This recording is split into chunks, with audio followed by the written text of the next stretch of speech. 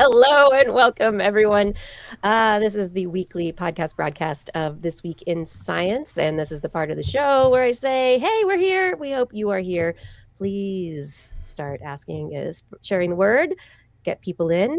Let's start the show. If we have technical difficulties, those will be edited out of the final podcast by our wonderful editor, Rachel.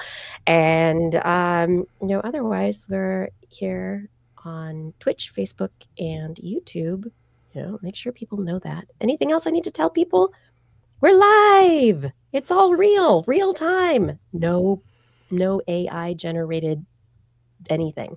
It's just us. Hope you're excited. So we will begin the show in 3, 2. This is TWIS.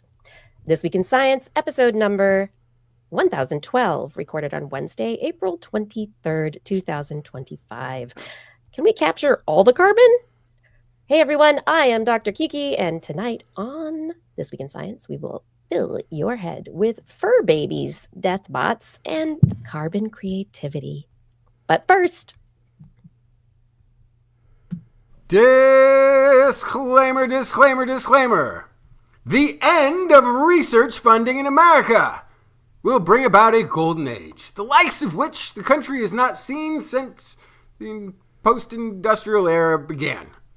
No longer will we waste money on unlocking the secrets of the universe, the wanton fraud of innovation, the political bias of technology, the unholy hubris of the human genome. The pure grift of therapeutics based on science ends now for America. Science will, of course, continue elsewhere in the world as America returns to its golden age of not doing science. But fear not, America. We will continue to bring you the latest science news from whatever country happens to be doing it right here on This Week in Science. Coming up next. I've got the kind of mind that can't get enough. I wanna learn everything. I wanna fill it all up with new discoveries that happen every day of the week. There's only one place to go to find the knowledge I seek. I wanna know what's happening. What's happening? What's happening this week in science? What's happening? What's happening? What's happening this week in science? Good science to you, Kiki and Blair. And a good science to you too, Justin, Blair, Natan, and everyone out there. Welcome to another episode of This Week in Science. We are so glad you are here joining us, spending time to learn more about the curiosity of people in the world and the things they're figuring out. We've brought you a whole bunch of stories that we were interested in bringing, and we've also got an interview tonight. You might notice if you're watching on the screen, we have a wonderful guest, Natan Shahar, who's going to be speaking with us about carbon technology in just a few minutes. And I have stories about finding life, working memory, or memory working, and death bots. So that's fun. Justin, what'd you bring? Oh, gosh. The end to studying women. End of researching women problems. I feel like that just started. Right. Well, this is actually a very long data collection, and now they're getting to the point where they're putting out results, and they're like, we're gonna stop. Never mind. We did it. And then, but unintentionally, the cost of fossil fuels. High cost. Dartmouth University came up with a number for damages. And we will tell you tonight at 11. Yeah. I could just say the number, but then it would ruin the whole second half of the show. So we'll wait. Yeah. Nope. You're teasing it there a little bit. It's wonderful. All right. And what do you have in the animal corner, Blair? Oh, I brought some fur babies. Are they actually babies? Do they actually have fur? Tonight at 11. Depends on both. It's gonna be a long Alligator show. bites. And then if we have time, I brought the carbon impact of food. You know, I forgot. There was a story I almost Which brought. is an interesting coincidence. I didn't do that on purpose either. So There was one I almost brought about a Birthday lion has nothing biting. to do with it. A lion bite found in a Roman gladiator fossil. First evidence of that. I saw that, right? I didn't bring Yeah. it, but I that you reminded me of it with the alligator. here it comes. There it goes. It was brought. Look it up, There everybody. are stories about the lions in the Colosseum in Rome biting gladiators. We Yeah. now have evidence. Yeah, It that's was the great. first time we've seen actually. Hey, you did the story. That was it. That was the story. Didn't even have to wait till 11. Look at that. Look how efficient. What if instead of teasers, we just came out and like talked for 5 minutes? I think we could get through the show. That's what the first part of this show is supposed to be, Justin. I don't know if you remember, but it was originally the The heading is plan. it says Anyway, quick science stories, but yeah, it's the way we go. We roll with it. As we jump into the show here, I do want to remind everyone that subscribing to TWIS as a podcast is possible on your favorite podcast platform. Please look for This Week in Science and subscribe. And if you have your friend's phone or device where they have podcasty listening stuff, make sure you subscribe them as well. Just like get in there, say, boop, subscribed, and that's great. And then they'll be surprised with science every week. We're also on YouTube, Facebook, and Twitch, broadcasting Wednesdays, 8 p.m. Pacific time, and sometimes other times, but get in there, subscribe, hit the notifications, and you will be able to watch us live before all of the errors, mistakes, and others are hopefully taken out of the final podcast. For all this, we have show notes. You can look up other links for the stories and everything at our website, twist.org. Now it's time for the science, yeah? It's Y'all brilliant. ready? All right. We are starting the show differently. We just did our quick stories. That was fantastic. We are starting the show tonight with an interview. Our guest is Natan Shahar, Chief Strategy Officer and founder of Standard Carbon's Carbon Bridge technology. The development has the potential to allow fossil fuel use to become carbon neutral through carbon dioxide emission capture and conversion back into fuel for storage and use. He has a Master of Science in Environmental Engineering and believes in human innovation to solve the climate challenges that are facing us. Thank you so much for joining us, Natan. Thank you so much for having me. It's really an honor to be on the show. Yeah, we've spoken, and I'm very interested in the technology that you've been developing and how it works, all this stuff. And I'm hoping that we can, bring some of these, the background and the basis of the science to the audience tonight to understand what's different about what you're doing. So, carbon capture, conversion, like really, what is the main problem that your technology is trying to solve? So we address two fundamental issues. The first issue, which you mentioned, is that since the beginning of the industrial era, which, as Justin suggested, with the end of science research, that era might be coming to a close anyway, in which case we don't even have to worry about it. But assuming that we continue this post-agricultural based society that we have been burning fuel and other substances everywhere to essentially move things and make things hot. And that's what gives us electricity and cars and trains and planes and everything, all the wonderful things that we enjoy, from our food to our clothes and everything else in between. It all starts for 300 years plus with burning fuel. And it's increasingly a staggering increase because it's been a staggering increase because it's been every 10 years, that 10-year period, we use as much fossil fuel as we have used over all of the history of using these fossil fuels. Correct. And as another 10 years goes, more. we double every 10 years. And it's a really radical. And it's set to increase as well. Yeah. We individually consume more, and with the artificial intelligence revolution, we're poised to consume even more energy.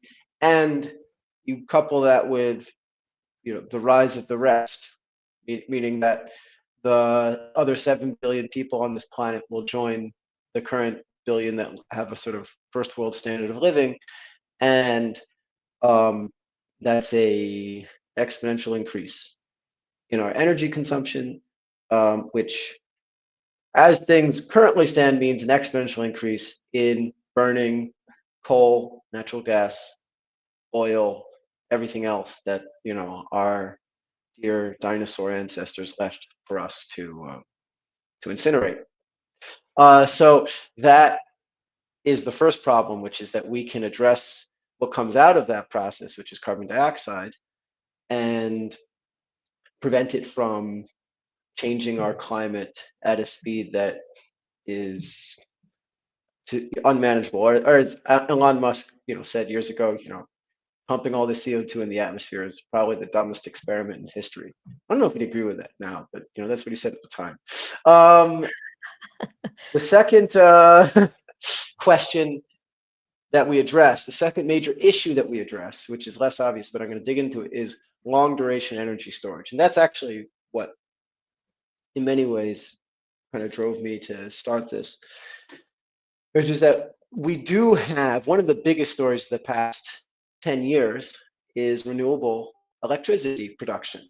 So literally in the past 10 years, solar power and wind power have gone from these relatively niche, expensive, totally government supported sources of energy to the cheapest, most scalable, most available sources of electricity on the planet by far, right? I mean, it's not even close, especially solar panels.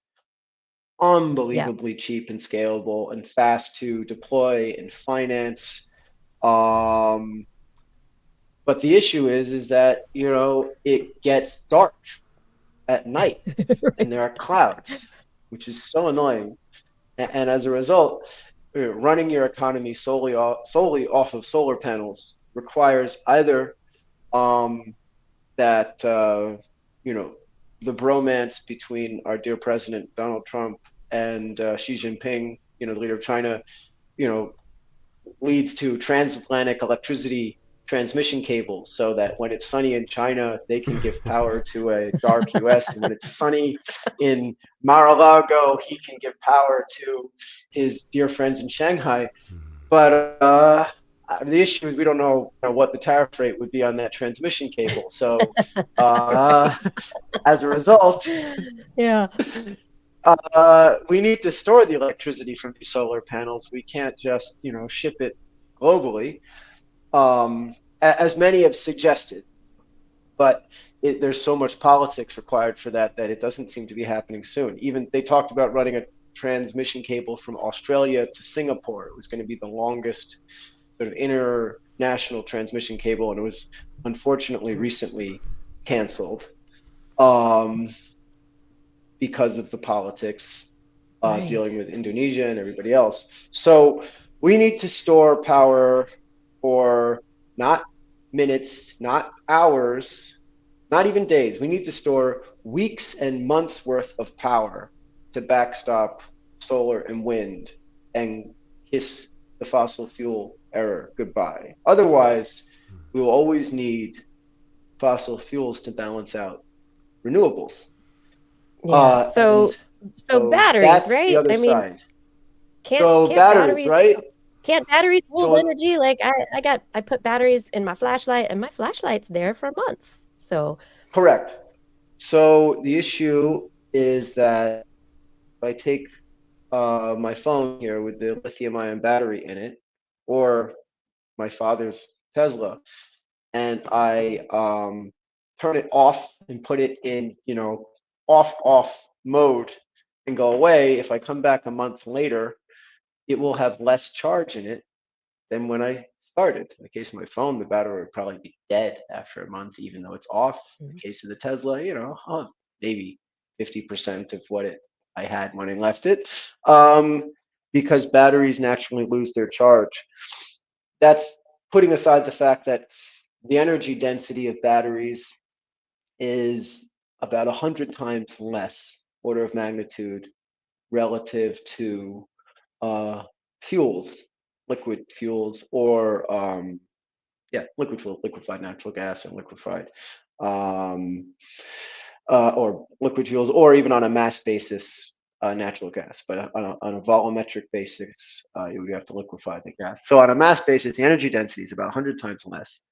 And that means that you need an exorbitant amount of material for lithium-ion batteries to provide the scale of storage. You know, today, if you look at all of the incentive programs for batteries in the US, in Europe, and different jurisdictions, which talk about long duration energy storage, they mean, 6+ hours, which is a huge improvement because all the battery producers today are, all the battery projects that are going in the ground today are almost all chasing 30 minutes to an hour's worth of storage capacity.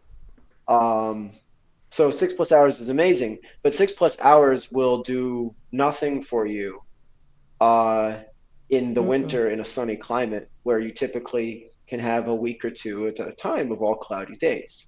I live in Israel, and while we do have a dry season where we have sun 6+ months of the year, in the winter it does happen that we'll have a week or two with clouds every single day. So I live in Portland, Oregon. There were clouds for like 6 months. Yeah, I don't know how you do that. I can't handle that. It was a lot. And there was like Denmark when I was there. It was the winter was 4 hours of sunlight, something ridiculous. Like if even that, like you get it gets pretty intense. Now there's one thing that batteries can do that somewhere in between, which is that you can use them to charge up overnight when there's a lot of cheap electricity from the grid. It'll still be coming from fossil fuels and what have you, and then store it up overnight at a cheaper rate because that electricity is always being fed to the grid. So there's still ways that you can use batteries to at least improve your personal economy. But batteries are tremendous. I'm not arguing You're not knocking against batteries. them at all. Not at all. No, it's just the opposite. What we're doing benefits tremendously from the battery deployment. We're just driving in a different lane. Yeah. So let's talk about than like batteries. so let's talk about the lane that you're driving in. You're doing Yes. this carbon dioxide capture conversion. People have been working on this for a very long time, and we've got scrubbers and other technologies that have been implemented in various manufacturing and industrial applications. But what the what dear are leader you of the United doing? States has in fact commanded that we all call it clean coal for some reason. Yeah, clean coal, right? Let's clean it up and Well, if he says We're it, supposed to must call be it that. right. I don't know if we actually do anything, but that's what we're supposed That to call was it. last time, right? I No, haven't that was really heard recent. of- That was oh, recent. okay. No, it because that came was the back first around. administration. All too. the old Okay. hits. Got it. they've been doing it for There's no 20 science. years. There Come on, is. everyone. Just published a scientific paper. He said it's clean coal. What you want to peer review that statement? Cool. That's it. That's there we go. So what can you walk us through your technology and like what you've put together and like Yes. how you're solving Absolutely. this problem, like what you're doing?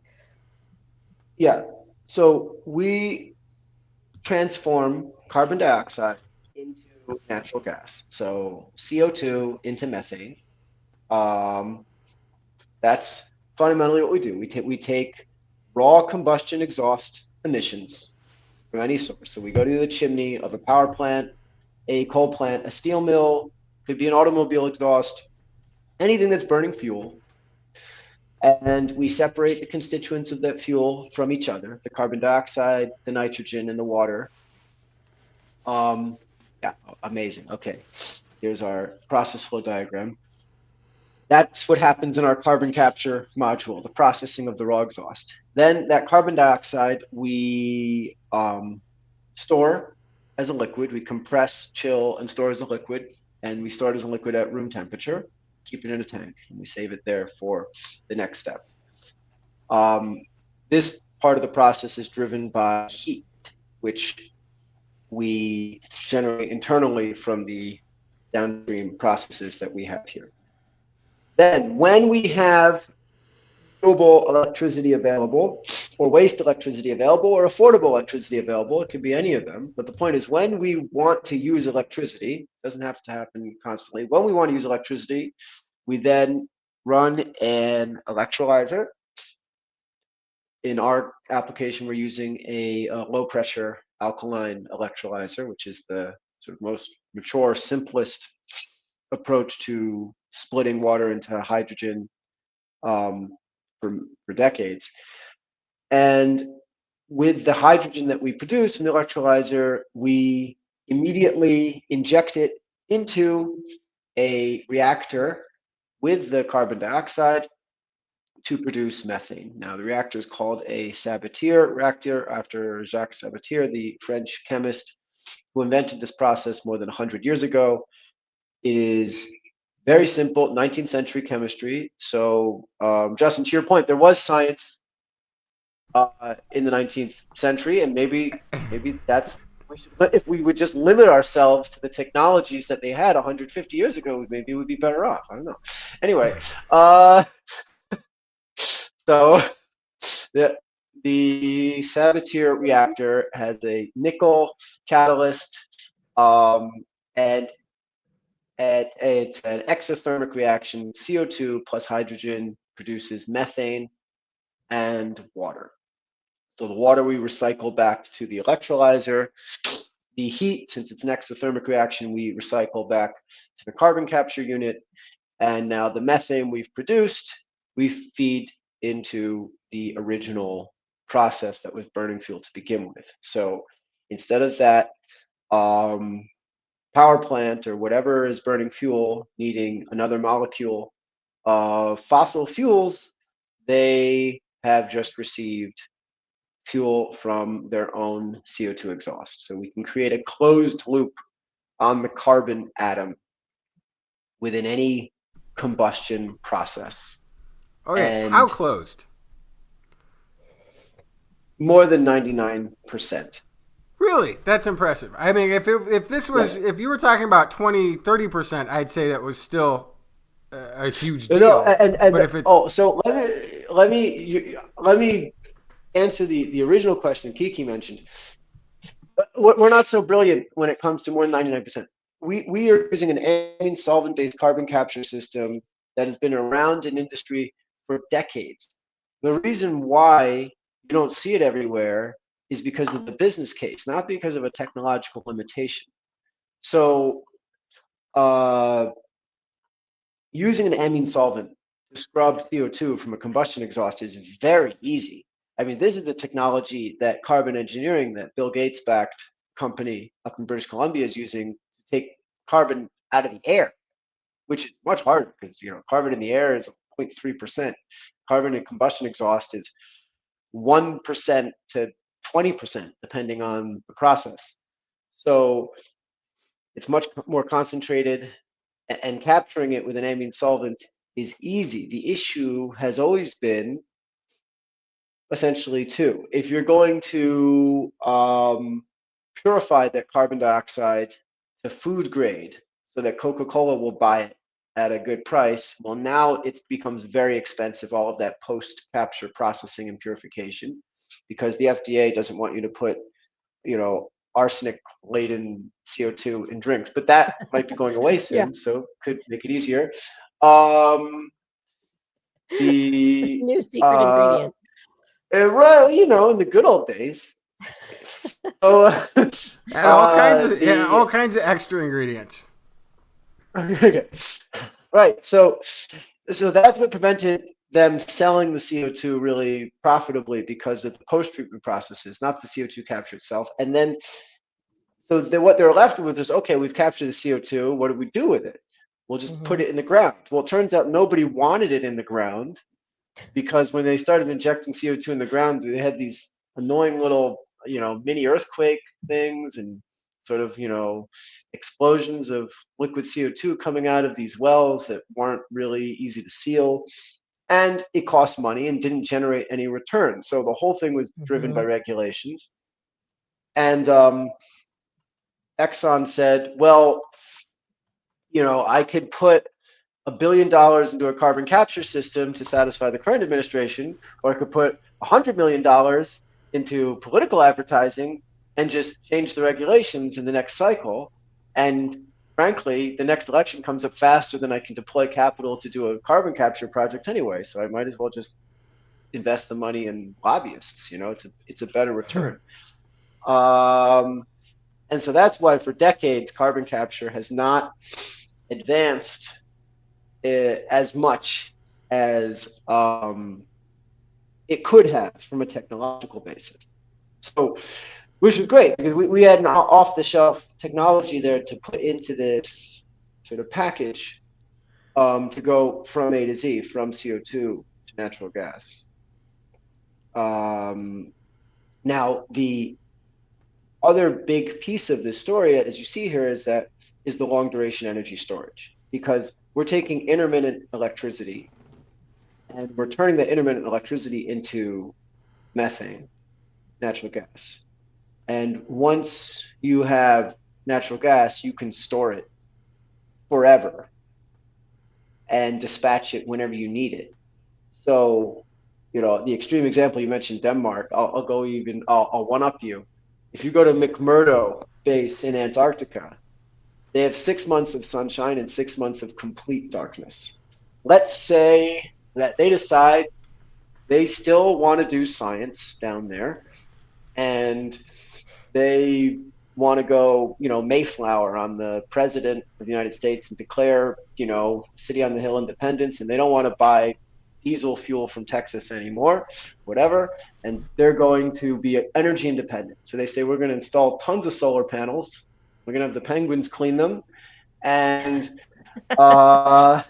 we're going to, with the 6 months of sunshine, produce enough natural gas locally to give us 6 months of power during the dark winter in McMurdo. And that way, we're never going to take fossil fuel shipments from the mother country ever again. We're going to be totally independent down here. They could do it. You can't do that with lithium-ion batteries, but you can absolutely, with solar panels, natural gas gensets, and some CO2 tanks and compressed natural gas tanks, store 6 months worth of energy in this way. So it's a complete solution to running an economy 100% on renewable power. And for me, that's the piece I'm excited about, because it opens the door not just to the environmental impacts, but also energy security. Taiwan, right? They have 11 days of natural gas storage before the lights go out if the Chinese put a blockade, and the U.S. decides, they don't really feel like doing anything about it, just because. So for them, they have tons of renewables in Taiwan, and they're deploying more. This gives them the ability to produce natural gas from the renewable electricity and continue to exist and hold out for a much longer period of time than is currently the case. And the list of applications in that category go on and on and on. So yes, we have a carbon capture and utilization solution for existing fossil fuel infrastructure, which is everywhere. But we also have the long duration energy storage piece that really is the holy grail of the energy transition, because once you convert solar and wind into base load, then all the arguments for fossil fuel production really melt away.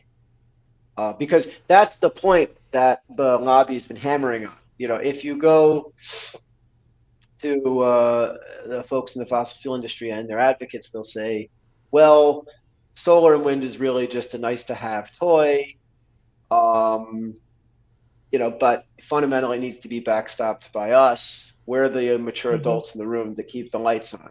So here we can come back and say, no, thank you for all of that excellent parenting, but we are ready to, go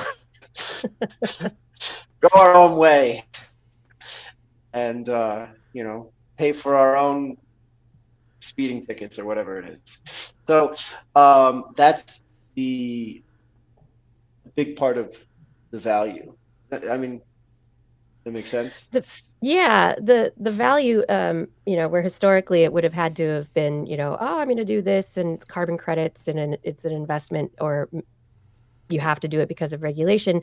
Um, I'm wondering though, like this particular method, like it is circular, but you still do have energy input. Like, how does the energy density of the methane out like correspond to like the energy use that goes into it, like as you're, capturing it in these various places? Uh, right. So the processed end to end that we have is a 60% efficiency measured on electricity in to heating value of natural gas out basis. We're currently, and what drives that primarily is the efficiency of the electrolyzer, which produces the hydrogen. We're currently working on a new sort of variation of the product, which will bring the efficiency above 80% by using a solid oxide electrolyzer as opposed to a low pressure alkaline electrolyzer. But there is an efficiency loss, just like you'd have with a battery. Mhm. So you get less energy out than you get in. But that's okay. I mean, I always say, the revolution of the past 10 years that we've seen, and it's really been an incredible thing to watch, because I remember, how people related to solar in 2015, 10 years ago, is so different than it is today. Yeah. Today, you have basically infinite cheap solar power in the wrong place at the wrong time. But it's infinite and it's cheap. It's just Mhm. not where you need it. And it just doesn't happen to be operating when you want it to be. Other than that, it's amazing. So the fact that you need more solar, more fundamental, joules of electricity in relative to joules of natural gas out, that's okay, because the value of the methane is fundamentally different than the value of electrons. I mean, you see it even in the business case. It shows up very interestingly. It's interesting how the financial markets for these commodities illustrate the scientific reality. It's cool to see those two worlds overlap. Electricity is the fastest moving commodity market on the planet. It gets a new price every 5 minutes. I don't know of any other product which gets a price update like that every 5 minutes for a physical good. I mean, movie tickets maybe, or whatever, or Broadway show tickets right on a website. That's Price something of else. I'm just eggs. bidding on it, but right. But the electricity markets in Europe and in most zones in the US have 5 minute spot markets, because you can't really store electricity very easily. And so, therefore, once it's produced, those electrons need to go somewhere right away, which is why you get negative pricing, because once the electricity is produced, it must move on the grid because it's moving at the speed of light. There's no time to think about what I want to do with this. Versus natural gas, they don't sell it with a new price every 5 minutes. Natural gas, I think you can some hourly pricing, but typically it's a daily price for natural gas. That So to what you were just saying too. Living in Denmark, there's an app you have that tells you your price of electricity, so that you can decide whether or not now is a good time to run the dishwasher, or if I should wait an hour when it's predicted to be heading lower. Right? Like it's to not your something point, I've experienced in the U.S. very much, but there is an hour by hour app, like where if you run it at the wrong time, you could be paying 10 times the price you would be paying it at a different time, because it fluctuates quite a bit because they're not so energy independent there. Uh, correct. To your point, and right, in the U.S., we haven't brought it to the consumer level to that degree yet. Though New York City is invested billions in doing that. I mean, they rolled out smart meters for almost every single customer, which gives that level of granularity to really.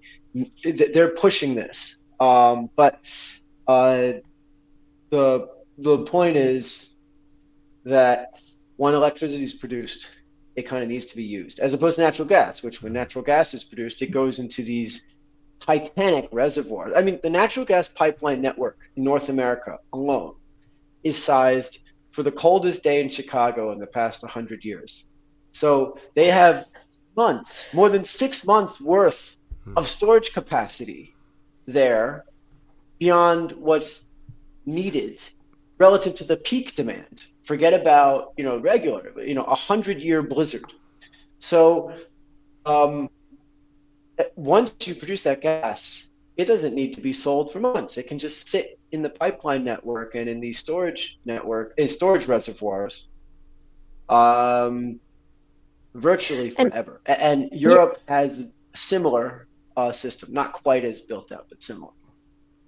so, I mean, what we're seeing happen in Europe, they're developing very much a circular economy where they're really pushing towards trying to uh, consider all the cradle to grave costs and all of the things that are necessary and try to what it seems like you're doing is instead of taking more natural gas out of the ground, it is now that we've got all this fossil fuel and other stuff that we're using in electricity really, so any electricity demand to heat an apartment building, to do anything like whatever that produces in terms of you know uh, running a heating system, that can be the off gassing, the emissions can be then taken back into the system and then used locally or globally in the entire system. So like you mentioned New York, and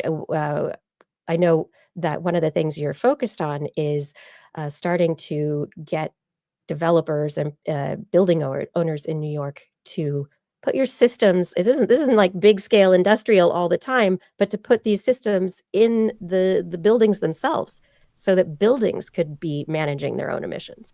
It's a great question because this is actually I was thinking like my first thought was scaling up, but then it was like, oh, there's plenty of carbon in a scaled up system to pull from. How far down can you scale it? Exactly. So we can go down. I mean, it's possible. We could go down to the single, home level. We haven't approached that market at all because of the logistics of executing in that space are so much harder. But there's no technical barrier. We are actively selling and will be deploying in the urban context, specifically in New York City. That's really part of the genesis of this whole business and idea for me, because I'm originally from New York City, licensed engineer in New York State, and I was working in energy efficiency consulting for the real estate industry in New York City when I started this company about 6 years ago. Basically, there's a law in New York City called Local Law 97, which puts one of the highest prices on carbon globally on buildings. So it was passed in 2019. The first year of implementation of this law is now in 2025. Literally, the first sort of penalties for compliance will go out in the next few months. $268 a ton. So any CO2 emissions above the threshold that each building has will be charged by the city at $268 a ton. To put that in context, that's more than 2.5 times the European Union cap and trade carbon price. That's more than 2.5 times the typical Paris Climate Agreement carbon price. So I'm told there are higher carbon prices out there. I'm not aware of any market. Oh no. Oh, Oh it's too no, bad. we have Too some bad that he's internet frozen. issues. Because here's the thing that puzzled me about this though. Like we're talking about the carbon from the end user. It's like sort of like being charged for the plastic when you've bought a plastic bottle of water. Oh, I Hey, think we're are you back. coming back? You had Your internet cut out for a you've second. been kind of paused in your. So we may have missed. We may have missed some of what you're saying. Our internet overlords are not happy. Apparently, the AI decided to Yeah. So, a moment ago, we were in New York, and we were discussing that the charge for going over their carbon cap was high, and so they may be motivated to do something about that. Absolutely. They have a major issue. I mean, on top of it, New York City is difficult because they have very intense weather there. So they use a ton of energy because they have brutally hot, humid summers and lethally cold winters where if you don't have heat, you freeze to death, you die. So heat and cooling is not optional. And the buildings are very more than 100 years old. The infrastructure is more than 100 years old. New York City is unique in the world in the sense that most of the world was built post World War II because Europe was bombed to smithereens, and so they rebuilt. And then the rest of the world was not, industrialized to the same degree at all. So everything in Asia and everywhere else was built post-war. The Northeast Corridor of the United States, I mean, even California wasn't developed to the same degree pre-war. The Northeast Corridor of the United States has unique luxury, cities like New York, Philadelphia, Boston, also Midwest, Chicago, of being fully built out pre-war. And so they have all of this legacy infrastructure that you can't just retrofit. Now, maybe we should invite the U.S. Air Force to just clear it out the way they did Berlin, and then we can start afresh. But We're talking about environmentally and I would put Denmark on that list. Not for the bombing part, but for they don't have earthquakes and they've never been bombed. And they've got like it's crazy. Like some of the downtown architecture is from the 1600s in these tall buildings, and it's incredibly. They've done a you go rent a place in an old building in Denmark, and there have been upgrades. There's usually like dual pane windows and all that sort of stuff, but it's also insulated by stone. It's like living in an old castle. It's like it gets cold. Like there's all concrete buildings. But in terms of energy use, so some of these like how do these retrofits that you saw over the years working in the energy efficiency realm there, like how do those compare to the ability to actually just But are the buildings producing the carbons? Wait, aren't the carbons still at the power plant? Okay, yeah. No. So these buildings are heated by what's called a Scotch Marine boiler. Okay, it is. This is some East Coast stuff. This is some East Coast stuff. Yeah, this is what I was referring to. On the West Coast, you don't have weather, so this doesn't come up. Okay, I mean, from the perspective of us on the East Coast, Californians, or West Coast, there is no weather. When people talk about the boiler in the building, nobody in California knows what the heck that nobody is. knows. Never heard of it, never seen it. So once upon a time, in New York City, where your ancestors came from before they made their way west to the golden land of opportunity, they lived in some form of building in New York City. Doesn't matter what the building was. They lived in some form of building in New York City, and in the basement of that building, there was something called a boiler, which happens to still be there. Now, 100 years ago, that boiler had a coal pit. And there was a gentleman standing there in the coal pit. Young child. But don't worry, it was clean coal. An 8-year-old boy clean coal. with a shovel. An 8-year-old boy, with a shovel. He was breathing deep, but that was okay because it was clean coal. The president told us so. And so let's say this young 8-year-old boy was shoveling coal into a enormous furnace. And that coal was then burned and heating up water inside this boiler. The water turns to steam. It would go up into state-of-the-art 1920s one-pipe steam system radiators The steam flows up beautifully through the building, through the pipework, through these radiators. It pushes all the air out. You hear this beautiful hissing from these gorgeous cast iron radiators. As the air comes out, they fill with steam.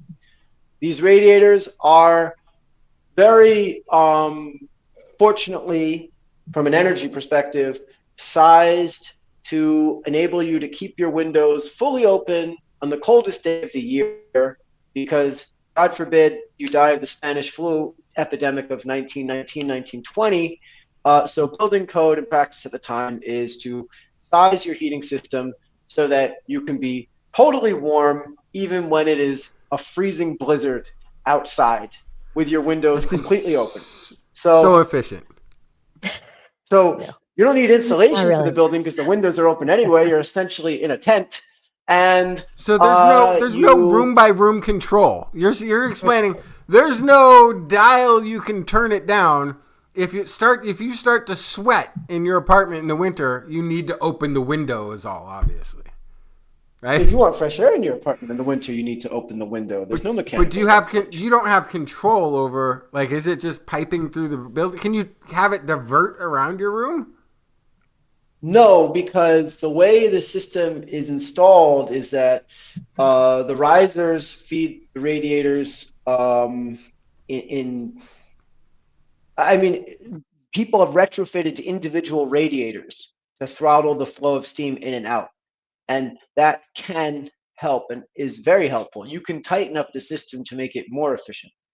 But fundamentally, it's designed to be a simple gravity-fed system. The steam goes up, it condenses in the radiator and flows down via gravity back to the boiler and then rises up again. And meanwhile, our young gentleman who's breathing in the clean coal just keeps shoveling away to keep the process going. So over the years, we replaced the coal shoveler. Maybe it wasn't so clean, not sure why we had to replace him. But over the years, we replaced him with first oil-fired burners and then now mostly natural gas burners and pipes. But the infrastructure of the building stays the same. You have boiler feeding steam into the distribution network, all the radiators in the building.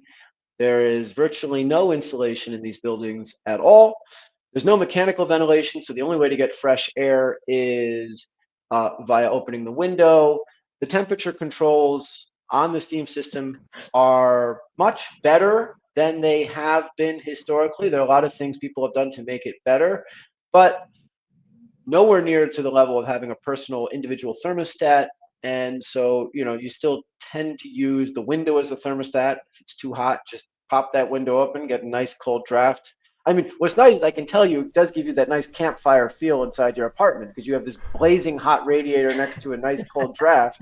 It's like, like a snow camping experience. It happens to be you're burning, 6 times more energy than you would need to be warm, but it's fun. And then I assume that even if everybody has the diverter or the turn off knob in their apartment, and everybody's got it turned off because it didn't happen to be that cold that night, the furnace is still burning.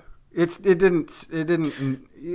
unregulated by people turning the knob to divert. No, it's regulated by pressure. Running. So the boiler, it runs based off pressure. So the boiler runs in cycles to keep a certain amount of steam in the system, kind of at all times. Okay. So there is regulation. No, you can make this system much more efficient, and they have improved the efficiency. But you I'm trying to solve pre-industrial era problems. I'm still working on them. No, we just established science is canceled. It was canceled. Everything post industrial is canceled. Now I'm trying to go back and solve. How do we make a better boiler? Oh, they already did it. Well, have you tried magic? So you could scale it down to an individual building to help save the amount of to grab the carbon that it would be producing in these boilers, and then to reutilize it to keep those running. Yes, so we can take off-peak electricity and Right.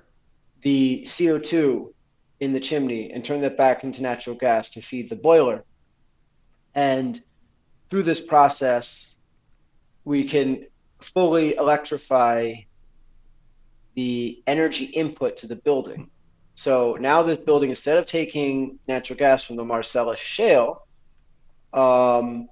is producing its own natural gas locally on site. So, energy independence for New York City. Maybe they truly will secede this time, right? If they're energy dependent. And Yeah. And redundancy then also. Yeah. So if the electric grid goes out, you've got your methane. You've got something you can burn correct. for power. Yeah.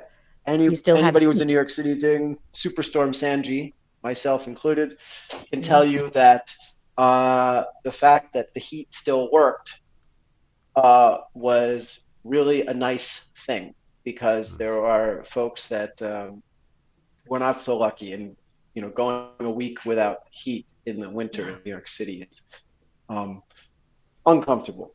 So the point is that you now have this ability to fully electrify the building, and if you have electricity available from a renewable source, like the almost 1 gigawatt Empire Wind project, which is nearly complete, but was recently frozen because we want to drill for natural gas in Long Island Sound. I don't know, whatever. We just froze it just because. Thank you, Mr. President. But assuming that he unfreezes it, they're going to bring that project and others online, and New York City will soon have access to nearly infinite renewable electricity on an intermittent basis, mostly offshore wind. And they've made major investments, and New York State has poured billions into this, as well as private investors. And and if you look at the interconnection queue in New York State, you can see just gigawatts and gigawatts of batteries, solar, and wind being brought onto the grid to feed this energy transition in New York City. It's pretty incredible, actually, how the oldest, from certain respects, but the richest city in the world has really gone all in on the energy transition. And we're helping them offer a path, because if you were to replace the heating system completely, if you were going to say we're going to rip out all the radiators, rip out the boiler, and we're going to put in electric heat pumps, then the project becomes logistically almost impossible. Because well, first of all, I had one engineer I spoke to. He said he was thinking maybe we could put all the tenants on a cruise ship for 6 months while we do the job, because we need to go into all the apartments. I'm like, where are they going on a 6-month cruise? It's like, I don't know, maybe like a just park it. Just park it. Just have a yeah. I'm like, just park it. What? Like one of those British. They got a view of the lady for the next 6 months. They got to go through some tourists on their way to work. Harbor. But yeah. And the last time we had people sitting in the harbor for that long was the British during the Revolutionary War. That's where they put all the The Gowanus Canal. Well, there's nobody going up and down the Gowanus Canal. Park it right there. Just don't touch the water. So you have the logistics of the people living there. You have the logistics of actually doing the retrofit. You have the cost of all of that. And if you're in not just a single family home, you're looking at multiple units, multiple stories. Easier to just all of those logistics.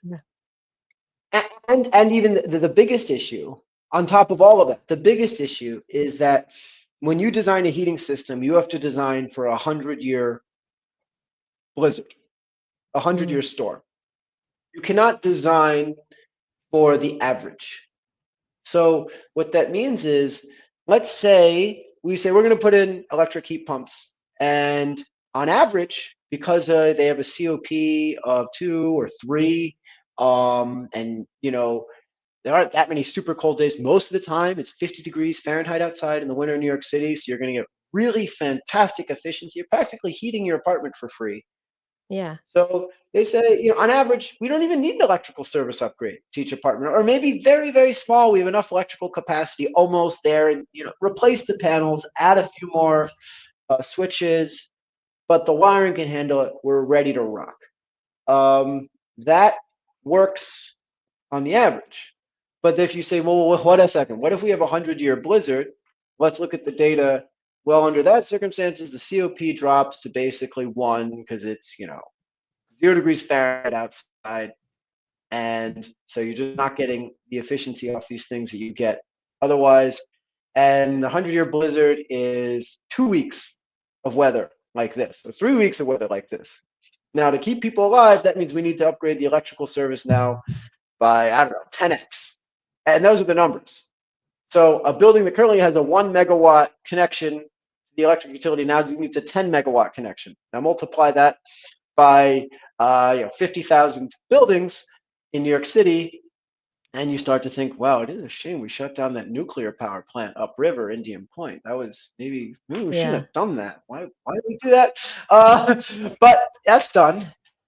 And There's then another element of that I want to jump on real quick, which is that all of the electricity transmission has tremendous amounts of loss moving it from one place to the other. Like our grid is completely leaky, so you're getting half the bang for your dollar by the time it goes from the power plant to your transmission line. Anyway, your massive loss of energy is taking place.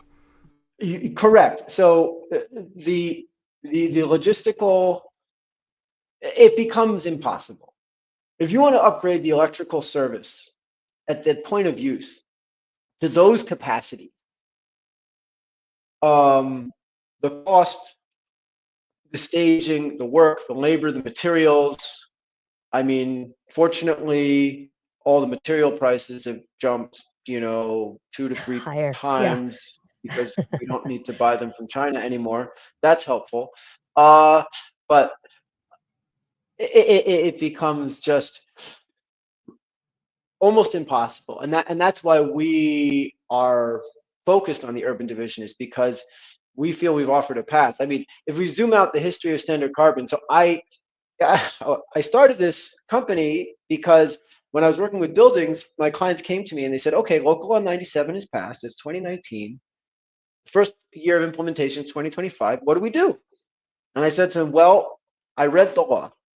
Now, if they do what's written in the law, you should sell all of your buildings, every single one of them, as fast as you possibly can, because it's going to be really difficult to do what's in this law. Electrification and everything is very ambitious. They said, try to just exit. And they said, well, I live in a co-op. This is my home. The co-op is not selling. We live here. Okay, everybody owns, or it's a condo. Everybody owns their home in this building. We're not going anywhere. What do we do? And so that's when I started thinking. It happened to be at the time I was reading Dr. Robert Zubrin's Mars Direct about Mars missions, which he published in the 1990s. And there he says the way to do Mars is we're going to produce rocket fuel on Mars from the Martian atmosphere, which is all CO2, using the Sabatier process. And he said, if we do that, then we don't need to ship all of this fuel to Mars. We can produce all the fuel we need for the return journey on Mars, and everything becomes viable for NASA. Now, we've yet to do that on Mars, but, maybe this administration will do it. Who knows? In the meantime, I said, if they can do it on Mars, for sure we can do it in the chimney of a building. It seems a lot easier. And I read about it, and I saw that actually, the European Union and Japan have been publishing papers about this process for decades. It's not a new idea at all. We just needed the product ready to roll it out. And so that was my start. And then I started the company, and then my investors came in and they said, why would we be busy with small building projects? That's silly. Let's focus on US Steel and power plants and coal, and everything else. And so all of our focus was on utility scale, and we've had a lot of progress on that front. We're doing some major projects in the utility area. And meanwhile, sort of Local Law 97 in New York City was just marinating there over the past 6 years. Comes January 2025, there were attempts to repeal the law. It's still on the books. And now you have many, many thousands of buildings that are facing tens, sometimes hundreds, millions of dollars worth of fines under this law, and they have no path to compliance because they can't do the heat pumps, and they're stuck with their legacy 100-year-old boiler steam systems. So we said, let's offer to help. We really can approach it. So we started reaching out, and we've had very explosively positive feedback in what we're doing there. Because I imagine, because it also sounds like both the law dug a ditch that they figured out. Well, you build it, make the law, and they'll figure out how to do it. And then so they needed the solution. They've created already the law that requires the solution. They just didn't have the solution yet. And now you're showing up with it. That must be pretty welcoming. It's I can tell you the past 6 months has been an incredible journey in this respect. How do we think it'll? But so New York's going to be great, but that's one city. It's a great city, big city. That's a very big city. But our other cities don't have the same regulations. Is it how do we? Well, so here's the good news. How do we influence the transition? Regulatory driven. Yeah. So to your point, the location with the largest, fastest, most impressive build out on a per capita basis of renewable energy on the planet, I believe, is Texas. Okay, which is a completely islanded section of the United States with respect to energy. Unlike New York and Pennsylvania and New Jersey, which all trade energy with each other, electricity, I mean, ERCOT in Texas zone is an island. They're the Lone Star State in many ways. And they do not have incentives there supporting renewable energy, but they have explosive investment in renewable energy that is the envy of Europe and elsewhere for a lot of reasons. But what drives it is that it makes good business sense. And what we're doing here makes good business sense as well, because what we started this conversation with, the different priced commodities, electricity and natural gas, the off-peak or curtailed renewable electricity is often sold for free or negative prices. It can be extremely affordable. And then the natural gas price is often much higher. So you have a spread between the cost of electricity you have to put in relative to the value of the natural gas you produce.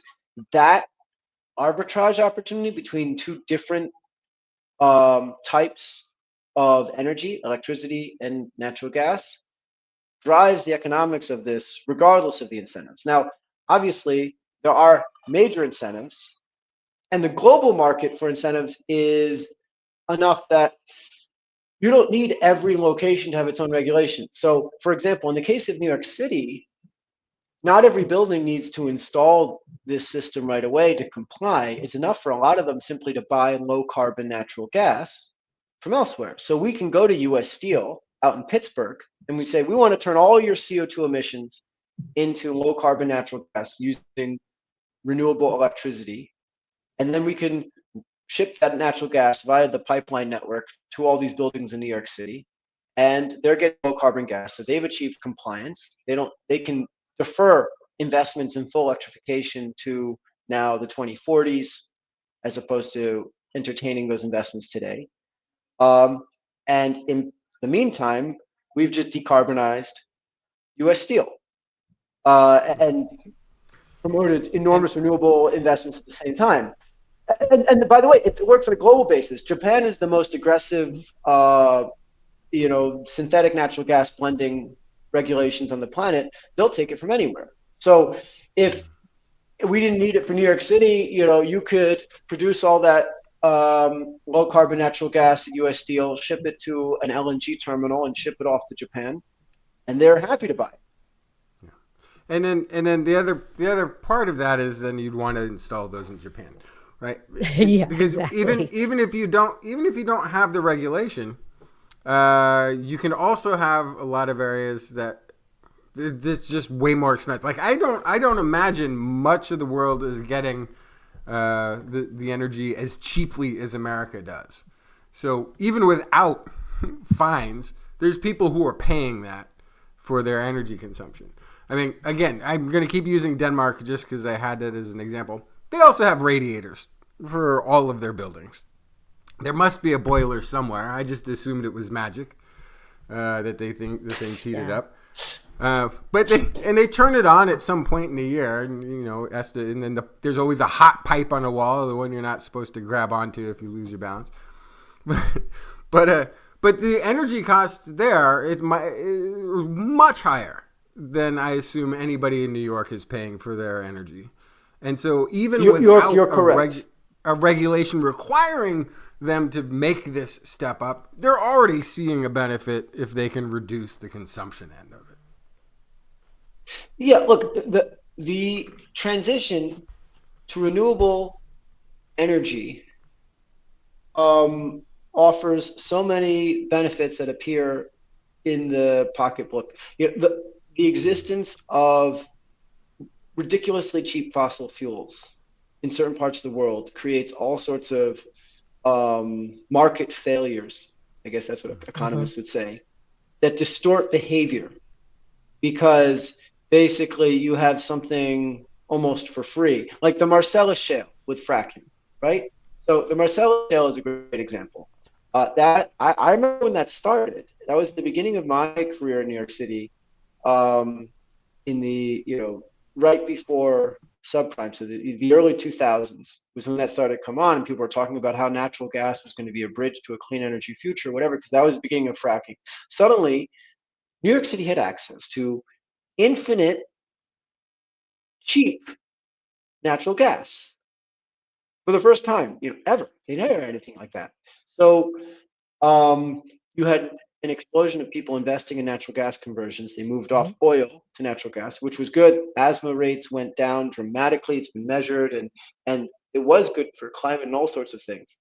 But to your point, it distorted behavior on the energy efficiency investment side, because energy was so cheap, sort of like nothing justified itself on the business case alone for energy efficiency, because we just had this kind of free resource. So if you go to places in the world where that doesn't exist, then this is very valuable. Or where the infrastructure doesn't exist. New York City was blessed with two things. One, they had infinite cheap natural gas from Ohio and Pennsylvania in the Marcellus Shale, and they had the pipeline network already built out to deliver that gas for pennies. Now, if you go to Japan or India, they don't have the fossil fuels. They do have the demand, and they don't have the infrastructure. So for them to say, let's just build tons of renewables and leapfrog this whole fossil fuel addiction to begin with, because it's bad for their security and it doesn't pay financially, there's an enormous value proposition. And so we're absolutely approaching those markets an opportunity as well. And Europe probably is the biggest example of this, because what's happened with Ukraine and Russia has just made the focus on synthetic natural gas in Europe explode. I mean, now even more with Trump, Europe has really had a wonderful time. First, they lost their Russian gas, and now Trump wants them to pay, 80 times the market price for the privilege of asking for American natural gas. We don't even know if he'll, they can use it, but they get to ask if they pay, right? Well, there's I think the story of coal, right? When they made the locomotive. I'm going again. I'm pre-industrial again. I don't know why I keep the whole evening. The story of coal. We've gotten stuck in comics. They made the locomotives like 10 times magnitude or more efficient, and it sunk the price of coal because suddenly all the locomotives moving all these goods across the country are going to drop the cost of it. They're going to use just a whole lot less of it. Because it dropped, because the price dropped, the demand went through the roof. Because now little Timmy, who used to only be able to shovel into the coal into the building, could now afford to bring some of that coal home to his little hovel in the basement across the street and heat his own little furnace. So now he could even stay warm in the winter. And actually it became accessible to everyone. So the consumption became, they actually had to start producing more coal after the price dropped. So no matter what, whether there's a current price incentive or just an efficiency incentive, it's going to be something that continues, because if the price is low enough, everybody's going to want to use it, and then there's opportunities for efficiency everywhere in that system. Yeah, and I think seems like a great position. Yeah, and I think that's the key here, is being able to understand the different markets and what what their needs are, right, and how what value proposition are they going for? Is it a pocketbook bottom line? Is it because they want to be part of a leapfrogging energy transition? Are they seeing the future of the world and climate and fossil fuels and going, we need to restructure? So there are lots of different motivations. But in the end, but if we can how much money do they want to spend on it? But if we can prevent more of those carbons from going just directly back into the atmosphere. Yes. Because again, cheap fuel just gets used more. I mean, that's just how that works. It doesn't, more countries are going to be using it. More important now than ever for it to be efficient and not be sending all those carbons back into the global warming. I'd love to see. I'd love to see more countries try and pull together to create the circular economy incentives, so that more of the technologies are, it's all put into this ethos of, trying to repair what we've done, maintain what we have, and not cause more damage. Take sustainability into account along with the economy, and use science, which is canceled, to help us get there. We do have more science stories, and we've been talking about this for a while now. Natan, is there anything you'd like to wrap up to tell people about your company and your technology that we haven't really hit on? Well, thank you. I really appreciated the opportunity. It's really what we're excited about, making the energy transition a reality, accelerating that, making it as fast as possible, and that's really the underpinning mission of what we're doing. Turning renewable power into baseload power. So yeah, I mean, it's been a real privilege to discuss it on the show. Thanks. Thanks for joining us today. Thanks for joining us. Everybody, if you're interested, we'll have a link to Standard Carbon's website, standardcarbon.com. If you are interested in learning more, they have a white paper on the technology, so you can dig in deep on kilowatt hours and conversion frequency and efficiency and things like that in there. And there's more there at the website if you are interested in learning more. And everyone, this is This Week in Science. Thank you so much for joining us for this conversation and for this episode. If you're enjoying the show, please tell your friends. Sharing is caring, right? And if you also enjoy the show, head over to TWIS.org. We are listener supported, so your support is what allows us to keep going.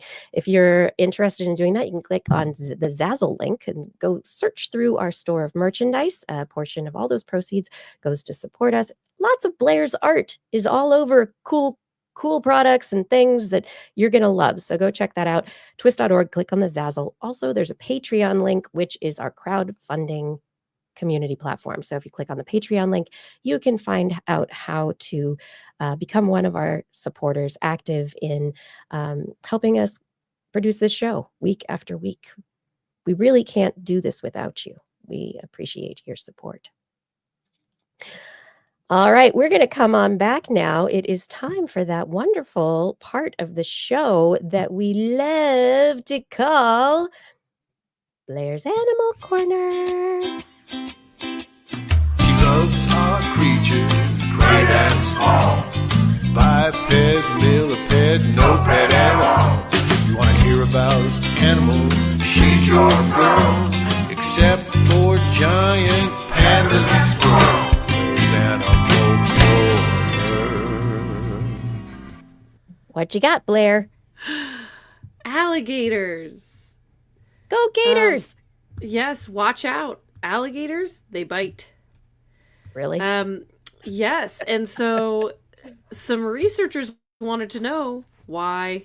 Scientists at University of Florida and Center College in Kentucky, they wanted to know, do alligators bite people or do people ask to be bitten? Wait. Can you guess? People are not paying attention to the gators. They're asking for it. No. Now, keep in mind, it's from University of Florida, so that should also key you off. No, So it's not people's fault. It's all the gators. I don't know. So to reach their conclusions, the team analyzed 3 centuries of records from 1734 to 2021 on human-alligator interactions, and they used something called the Crocbite database, which has recently been rebranded to crocattack.org. Oh, that's much better. They augmented that information with internet searches, literature review, and communications with wildlife agencies.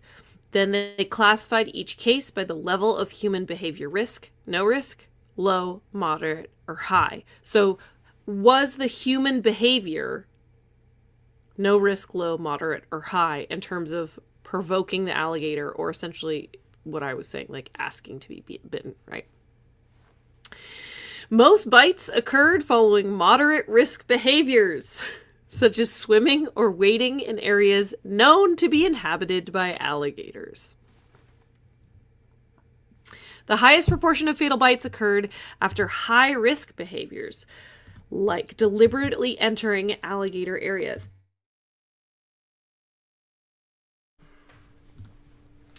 And in contrast, low and no-risk behaviors, like walking near water or being present on land, pretty much never resulted in attacks. So, shocker, alligator bites could be prevented if humans were just aware of their surroundings and minimized risky behaviors like walking small pets near bodies of water, swimming where alligators are known, stuff like that. So the result of the study, this is my interpretation. Why do Floridians get bitten by crocodiles? Alligators. Alligators, sorry. Why do, let me correct. We can edit out when I said the wrong thing. Why do Floridians specifically get bitten by alligators? It's because they deserve it. I mean, it's because they went where there were alligators. Either they deserve it, or if you want to be more charitable, you could say they could use more education. Well, don't poke the alligators. Where to start with that comment? Right. So the researchers say the most surprising finding was how high the percentage was for humans engaging in risky behavior. So this is what was really shocking, is not that risky behavior resulted in alligator bites, but how much risky behavior was happening. Humans, rather than alligators, are at fault in the vast majority of cases where bites occur. Yes, and this was a Florida-based study, but alligators are found in places besides Florida, so this database is much more than just Florida. But you can ask yourself, Canada? How often is this happening in Canada? Not Canada. Okay. Well, I'm just saying. We're talking Florida, we're talking Georgia, we're talking Mississippi, we're talking Louisiana, stuff like that. So, but I mean, haven't we talked about this with like dogs, and how when people don't understand the signs that dogs are under stress or feeling aggressive, that they get bitten more often, right? You're it's people not picking up on behavioral but signs that But there's not irresponsible alligator owners who Right, and left so- their But we are alligator going off the into leash. alligator The dog bites, habitat. I'm blaming Yes. the humans. I don't blame the dogs. I blame the humans who are having Justin, the dogs. You're getting at something here. So when an alligator is what it found to be is. I can't wait. responsible for a bite, they remove that alligator, and most of the time, that alligator is euthanized.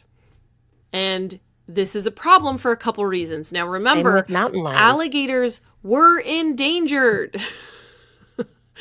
They were only recently removed from the endangered species list. There was a crisis in the bayou as a result of the disappearance of the American alligator. So taking away these megafauna that are ecosystem architects, like they build swamp the existence of alligators. So if you are taking them out and euthanizing them because they bit somebody, and it was the person's fault, that's a problem, right? And so ultimately this identified a need for a better educated public, more creative messaging, better signage, fencing, I don't know, but something this is basically, researchers say this identified a gap that needs to be filled to be able to reduce risky behavior from humans. But also, you know, you could see if, I don't know. It's tough because this happens in California with mountain lions also. When a mountain lion attacks a human, they are found and euthanized. That is the process. How many of those mountain lion attacks are because that mountain lion is sick or too used to humans or whatever reason Hungry. that they should be removed? And in what cases are people going, oh, kitty? And so I think this is a larger question of when we remove and euthanize wild animals from spaces that humans go into that are wild spaces. That's the other crazy thing about the mountain lion thing is these are hikers, usually in back country. You're entering into a wild space. That is not the mountain lion's fault that you are in the middle of nowhere on a trail. A lot of it is our running trails and our housing is ending up where mountain lions are now. Mhm, So we are that living also. there now. Yep. But- Yep. And so communication strategies are the goal now of this research group to try to figure out, is better signage the thing? Is a public awareness campaign the thing? A new TikTok dance? Like, what is it going to be? Do I sound a million years old when I say that? Good job, Blair.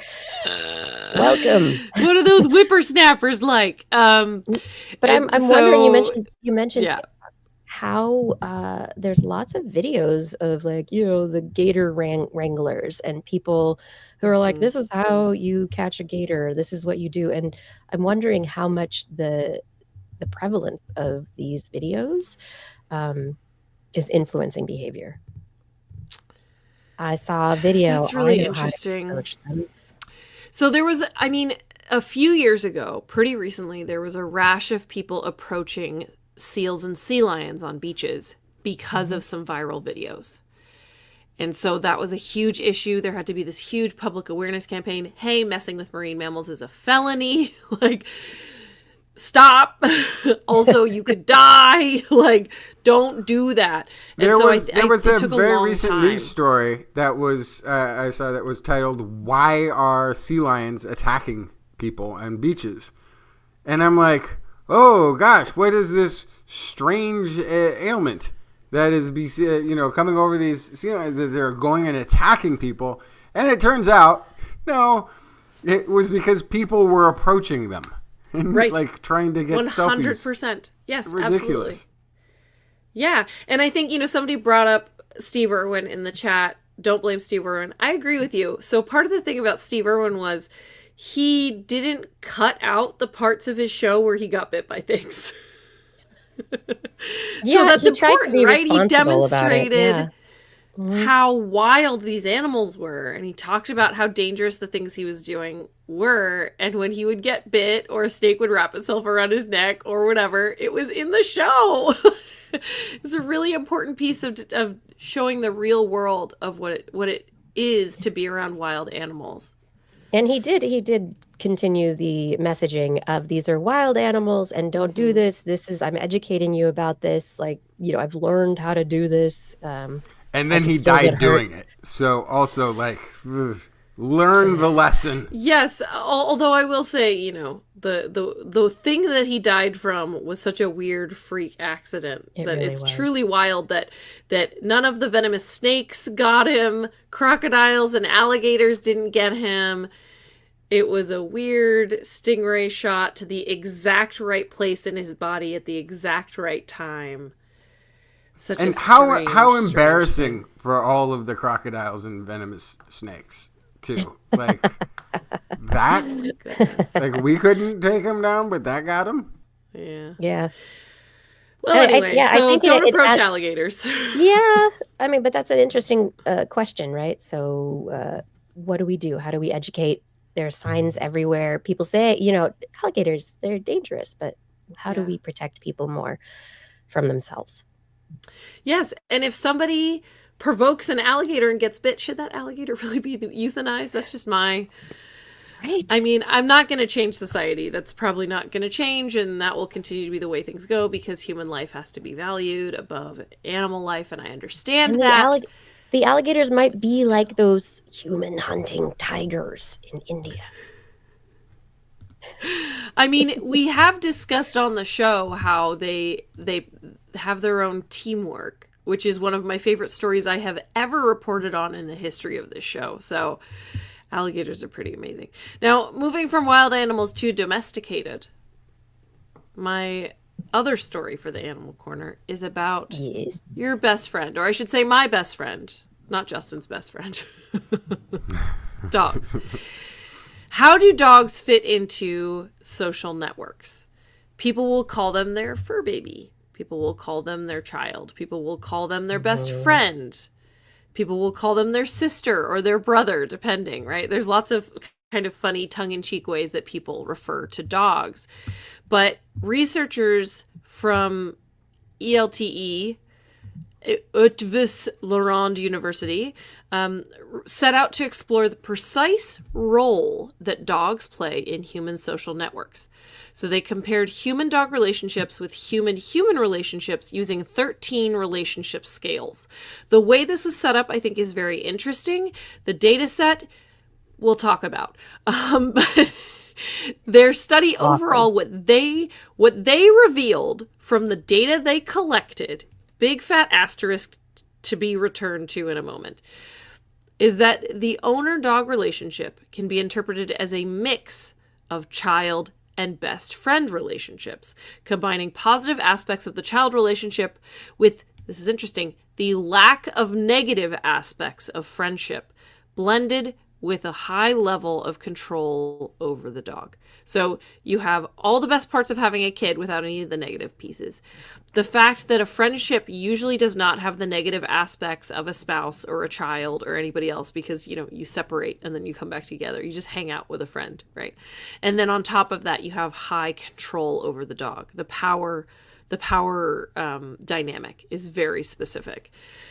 I mean, I feed my dog her food every day. I am in control of all of her food, right? Right. You set meal when time, she goes outside. everything. Yes. Yeah. 100%. Owners often rate their relationship with their dog, this is crazy, as superior to any human bond, which already now I take extreme issue with. Okay. I disagree. This says a lot about people. But overall, their data set showed that people rated their relationship with their dog as the best relationship that they had in their life. Like, oh my God, who are these people answering these surveys? Okay. Now, anyway. Hold up. Removing immediate loved ones and family and your closest friends. Compared to most of the people in this world, you have a better relationship with your dog. Oh, sure. But that's a big caveat. No, well, these are just people with a few less close human relationships. That's it. I think, And then I they're think there. it's the, And then you're there. I think it's the you know, non-judgmental love. The dog is doting on Sure, you. sure. There's the emotion. You know, However, you I don't- will just say, I'm don't have to picking my talk son about over my bills. dog. That's happening. Oh, Okay? totally. You what? I would pick my son over my dog. Yes, I Always. exclude the close loved ones and family. If they don't have that, then you can see how it would be Yes, the but look at the perspective. graph. Look at the graph. Okay. Look, here's So we have an graphs. important thing then, because We should because talk we've about how they talked look. about this in the past. What if there was a way to genetically modify an animal to become more intelligent Stop. and sentient? Because these people will go for it, and here's why: they have the child that can't grow up, and now as a parent, all you want to do is provide your child with the things they need to mature and progress and learn and become self-sufficient. Why never isn't will. that same instinct there for a dog owner to teach their dog to be self-sufficient, to grow and to learn and to, Go run with the pack.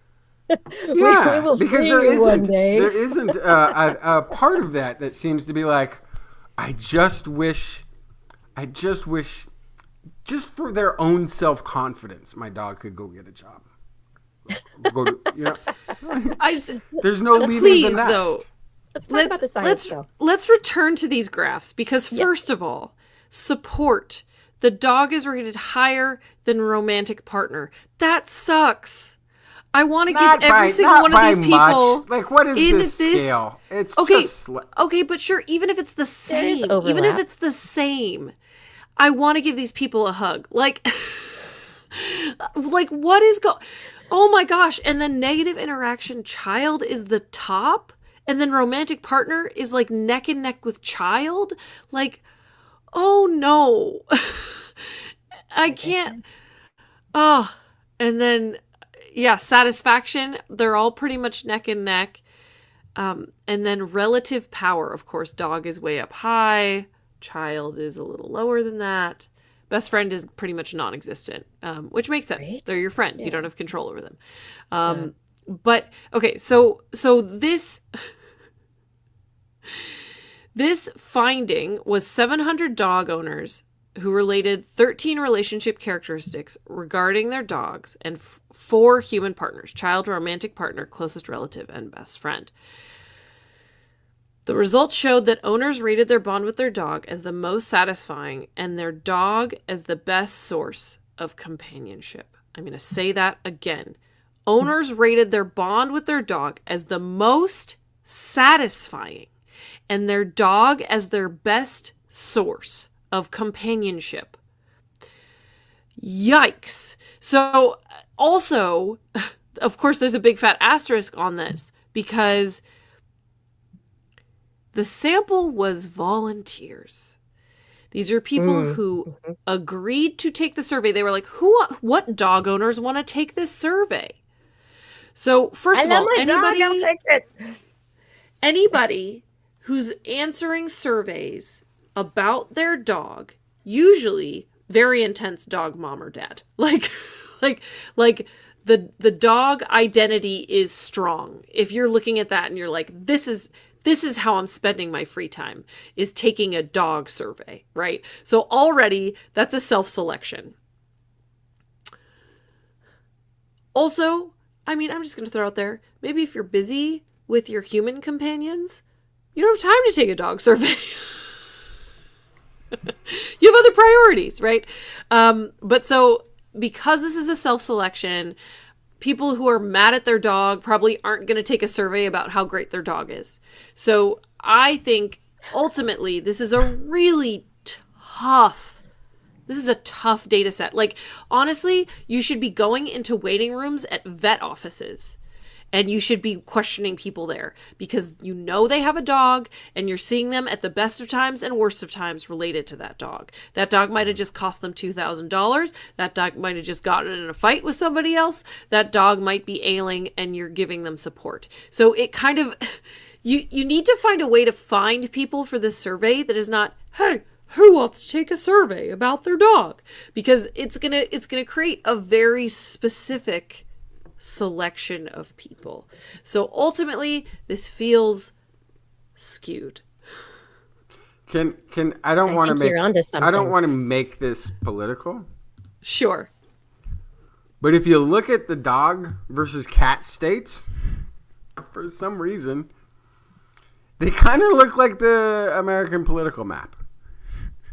What's a dog state and a cat state? I don't know what that is. Where dog ownership outweighs cat ownership. There are reasons for that. It's called space and urban population centers. And Could be. I think there's That could be.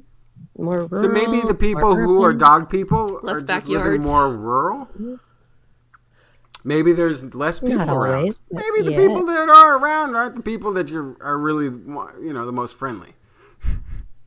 Zombie Tom Hanks says, do the same survey to cat ladies. Yeah. Right. Great. So, I mean, is this something that is generalizable across pet ownership, or is this something that's very specific to dogs because of that perceived that bond that you have because you're their mom?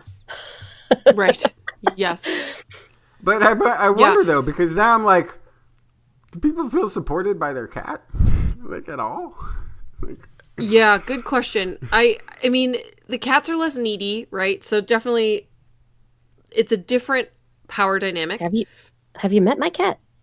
Your cat is a dog, but cats, cats are usually more choosy about people that they hang out with. Cats can entertain themselves. But cats also still can tell if you need them a lot of the time, right? Like they can tell if you're upset or if you're sick. So there is some response, which I think is really interesting. The other thing I wanted to mention about this study before we close this out is that, I have to find it. So the situation where the dog relationship was rated superior, they also found that more support in human relationships correlated with more support in dog owner bonds, which suggests that dogs complement human relationships rather than compensate for their deficiencies. So this is like really unexpected. The researchers, where's the quote? The researchers expected that people with weak human relationships would rely more on their dogs for support. But the results contradicted that. In the sample, people did not seem to use dogs to compensate for insufficient support in human relationships. In fact, having both augmented how they felt about things. So it could be having an outlet, right? Like if you need to just touch something or someone, like you can pet your dog, right? And you're not leaning too heavy on your humans. It could be that gets annoying. Those people who just want to keep petting you all day. It's just stop. Touch is important. Touch is part of our sensory system, right? And so like it's you're joking, but have you ever just had the urge to like be in physical contact with one of your loved ones, like not in a romantic way, but just touch them, just like lean up against them or grab their arm or rub their back or whatever it is, right? And so having the dog, I don't know, I'm just guessing, could have something to do with that, relieving some of that tension and reliance. But I also think having a human around could fill the gap where your dog cannot talk you through a difficult problem that you're having, right? They're excellent listeners, but they don't give great advice. So having a human around, they also don't point help. out your flaws, which is nice. Yeah, they don't go, oh gosh, did you shower today? Did you really? Is that? Do you really want to stand by that decision? Have you not thought it? All the dogs just, all right, we're doing it. Whatever. We're go swimming. I can't even read that sign. Yeah. No big deal. Oh no, an alligator. Oh no. Yeah. Anyway, Bringing it back. so dogs, what role do they play? A little bit of everything? Nothing? We don't know. You did have some Oh, cow sure. story I'll give related you. to carbon dioxide. Maybe this is the decarbonization technology of the future. Yes, I'll give you the headline. It's pretty simple. Feed the cattle a more whole diet. They burp less. That's pretty much it. This was in a lab looking at a cow's stomach, seeing how rumen interacted with different foods and different proteins. And they found that flaxseed and pea protein supplementing dairy cattle's diet could change the way that fermentation occurred in the rumen, and that produced less methane, which should make less cow burps and farts, which should reduce the greenhouse gas output of cows. Aside from the fact that also the other thing, they think that the flaxseed and pea protein, because they're not making as much methane, actually more of the energy from the food is directly going into the meat and or dairy. It's not getting lost at the same ratio. And so if that's the case, then they're going to reduce the overall haul that meat is doing in terms of carbon output, creating meat and dairy, which is pretty high. So that's a lab-based study. Next step is to feed the flaxseed and pea protein to dairy cows and see what happens, see if it mimics what they had in the lab.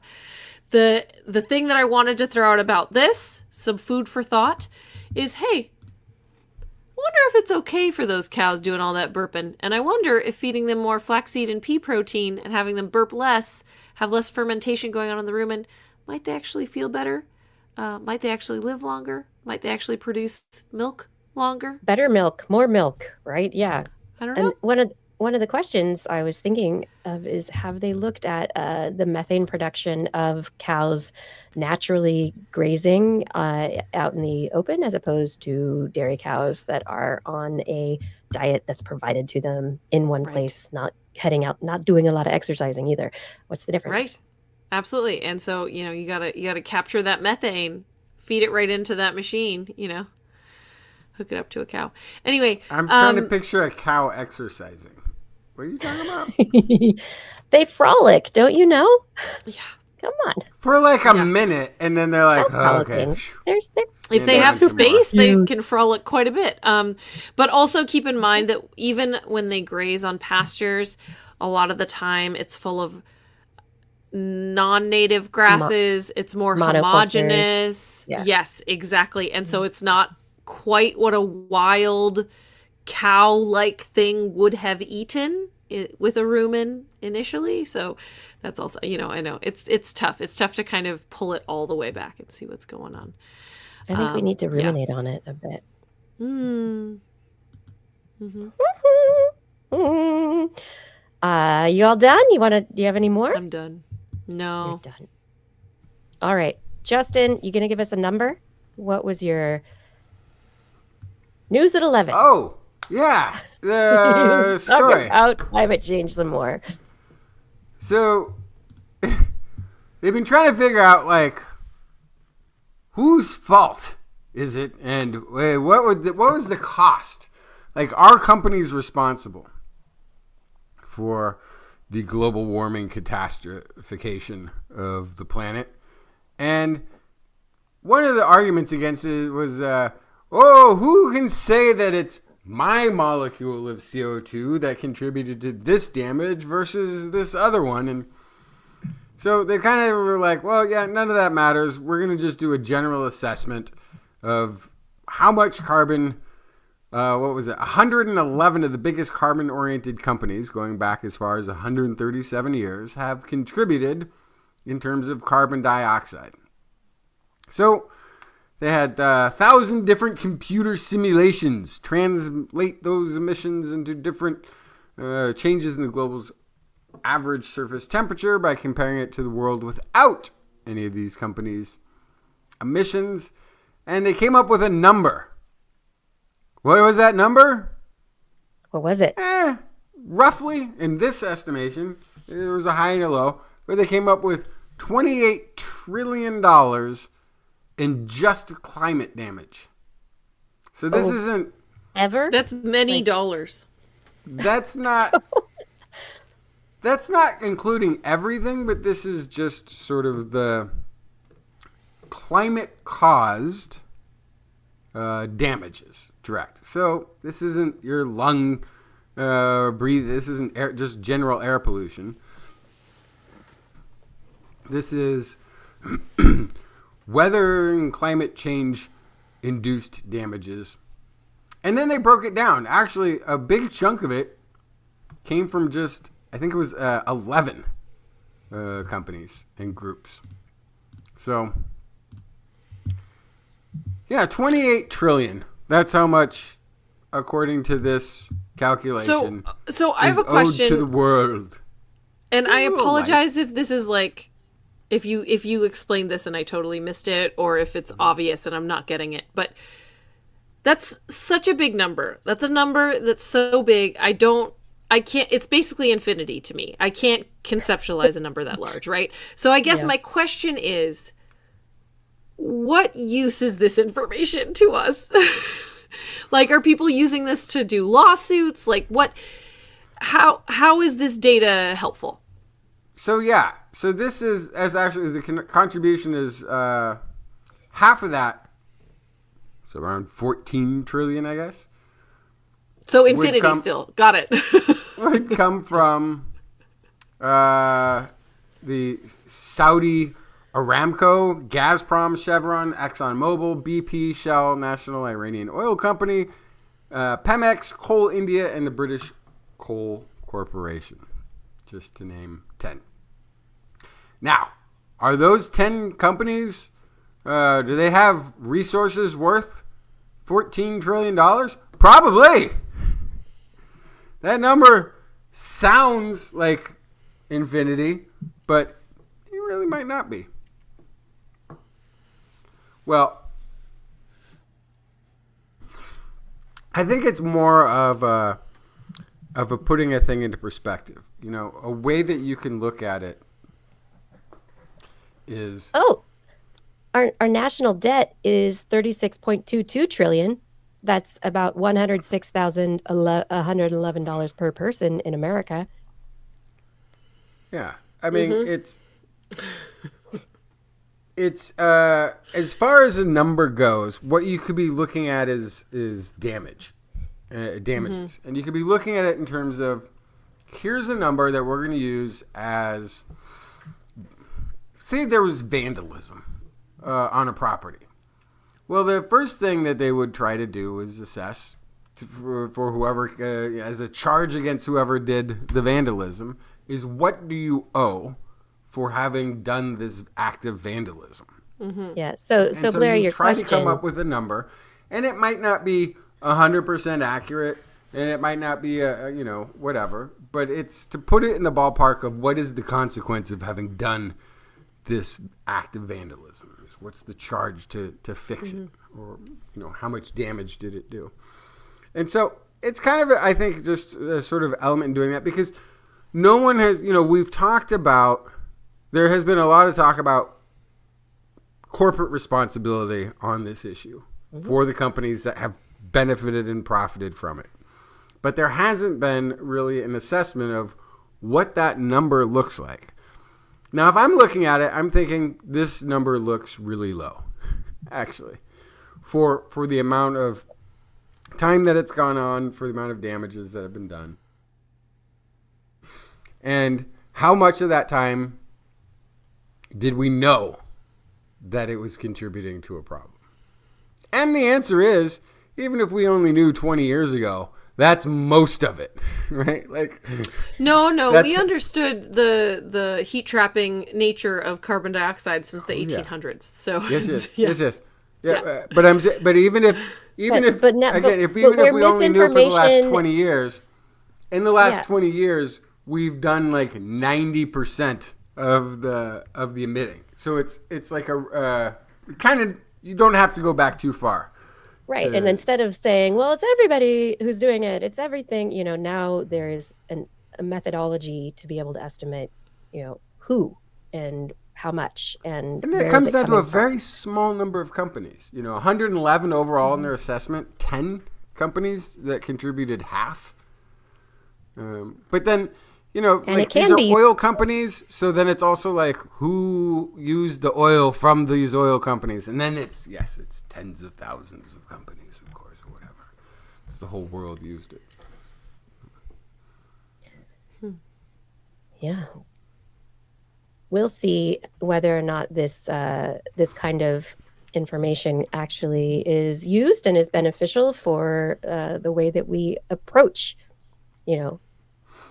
future litigation, future regulation, trying to fix the damages.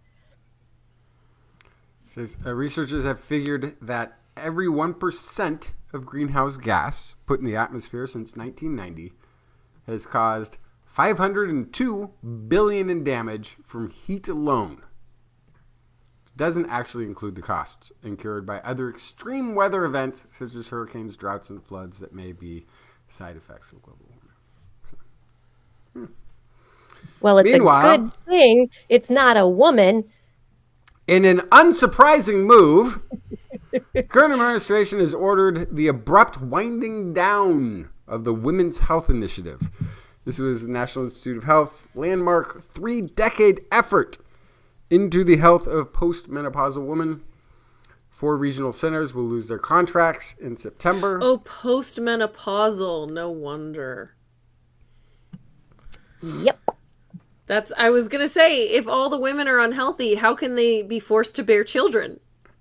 But they're postmenopausal, so who cares?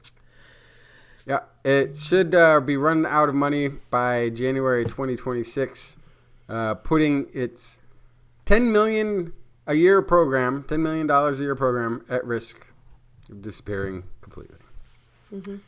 So it's started in 1991. The initiative has enrolled over 160,000 women in trials testing hormones, calcium, vitamin D, other interventions aimed at preventing heart disease, cancer, osteoporosis. Its findings have previously sort of reshaped what we thought was a good idea, showing that the combined estrogen-progestin therapy does not ward off heart disease. It shows that calcium and vitamin D supplements did not prevent fractures. The weed. Yeah. So scientists warn that ending the study now cuts off follow-up with some 42,000 participants. Many of these women are now in their 80s and 90s, and this is threatening the country's largest data set on healthy aging in women. This is coming as far deeper NIH cuts are coming. Something like $2.6 billion are part of the 35% reduction order. Although, now with the new Health and Human Services overseeing cancellations and wanting to completely redirect the focus of different researches, those numbers may actually be the cuts number might be a massive underestimation of what's about to happen, because that's how much is being cut. That is not including how much is going to be moved on to the new director's pet projects, which is going to come from existing project monies. So there's going to be a lot more cancellations than that $2.6 billion. It's just not going to be, it's just going to be shifting away from things like cancer research and vaccine research and disease research into why Florida makes frogs.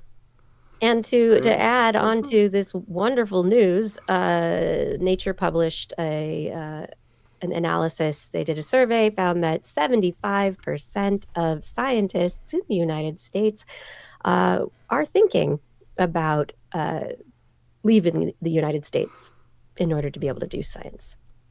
Yeah. Not that they will, but that it's suddenly it is something that researchers are really thinking about. So the brain drain is it's palpable. This is something that we should all be thinking about. It's funny that so much of the narrative is about making sure that America is the best and that we're competitive and that we're great at things, and now like this is going to be a huge loss. That's hopefully, I hope all of these scientists and scientific programs leave so that they can continue, so we don't lose the potential knowledge gained over the next probably more like 12 or 15 years because of the time it would take to restart these things and raise new funds and all these things. So I weirdly wish I hope that they will, and I wish them all the best. What would be another country to go to for science? This is John Hogan. Anywhere in Europe right now. Everywhere in Europe seems to be funding science. Yeah, and inviting graduate students and others, and not put it. So we have students who who are in an ICE prison with no charges currently. It's that's what I was going to say. We're not going to get international students losing visas. We have think of the insanity. You apply to a college. You get in, you go through an immigration filings and all the things that you need to do. You spend money to secure housing and travel. That's the small part. In some cases, you fall in love and you marry a citizen, and that should be enough. And you pay for the schooling because it's not free, although sometimes the foreign countries will pay you to be able to, because they have free education, they'll pay for you to study abroad. And then the insane authoritarian government throws you in a immigration prison for zero legal reasons, zero crimes. Like what is being done to this country right now? I'm sort of laughing, like in a way that you do, like in a post-apocalyptic situation where like, oh, what are we gonna do? Just laugh. It's when you've broken your arm and it's hanging and you're still full of adrenaline and you're laughing at it because it looks so ridiculous before the adrenaline drops and then you start to really feel it. That's the laugh that's happening right now. That's it. Yeah, that absolutely. Is it. Oh, that's gonna hurt. Yeah. Yeah. What can insane. Scientists do? What can people do? Do what you can to keep going. Do what you can to leave the country while you can before you're do what you can to be safe, and if do what you feel you can with your time and your energy to feel part of the solution. Or come to California. We're gonna resist. Yeah. That's if you're a scientist, just come to California. We're setting up the resistance. I noticed California is raising taxes on everything right now. Don't let that scare you. It's because we're gonna self-fund because we. Yeah, it's we need actually. This is pretty off topic, but we have a few counties in California, specifically in Northern California, that are starting enormous lawsuits to try to protect people in California from certain activities. It's pretty cool, actually. So I feel very privileged to be where I am right now. And I won't be leaving for a while. Yep. Hopefully we can, though, take our privilege and use it to help share knowledge, share information, and to help if we can. That's what we're trying. On a different note, everybody, there were headlines this last week. Everyone was like, oh my God, the TWIS, the telescope, it found life on an exoplanet. Oh my gosh. There was no possibly, there was no kind of a very little equivocation when it first came out. Anyway, some researchers just published a paper in the archive preprint server called Prospects for Detecting Signs of Life on Exoplanets in the TWIS Era. And it is going to be published, so peer-reviewed and published in the Proceedings of the National Academy of Sciences. Well-known planetary scientist Sarah Seeger from MIT and a bunch of co-authors have basically written the paper going... that's not the answer. And no, TWIS may never actually detect life elsewhere in space. So there's a lot of variability to transmission spectra. They're far away. The resolution is a little difficult. And so this paper in what they have written is essentially breaking down the requirements to say we found a sign of life on an exoplanet. And so the Webb is very exciting because we get these atmosphere transmission spectroscopy, and we can take a look at all this stuff. But what they say is that as we're looking at it, the questions need to be 3 criteria. If a biosignature detection is reliable, is the signal robust? So TWIS has, good detection ability, but is it a little tiny signature that we're seeing, or is it actually like, whoa, that's a big signal?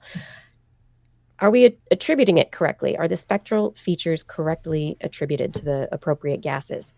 Which it's very possible that things mix together and we're not seeing it. I mean, if you think about it, this is the signature from a whole planet and the atmosphere, and things could change from day to day, off and on. And we're just like, hey, look at that spectra. And then the interpretation. So how reliable are the derived planetary properties? How good a job have we done in detecting it? And according to the authors, this tentative detection of what is called DMS or DMDS doesn't meet any of these criteria.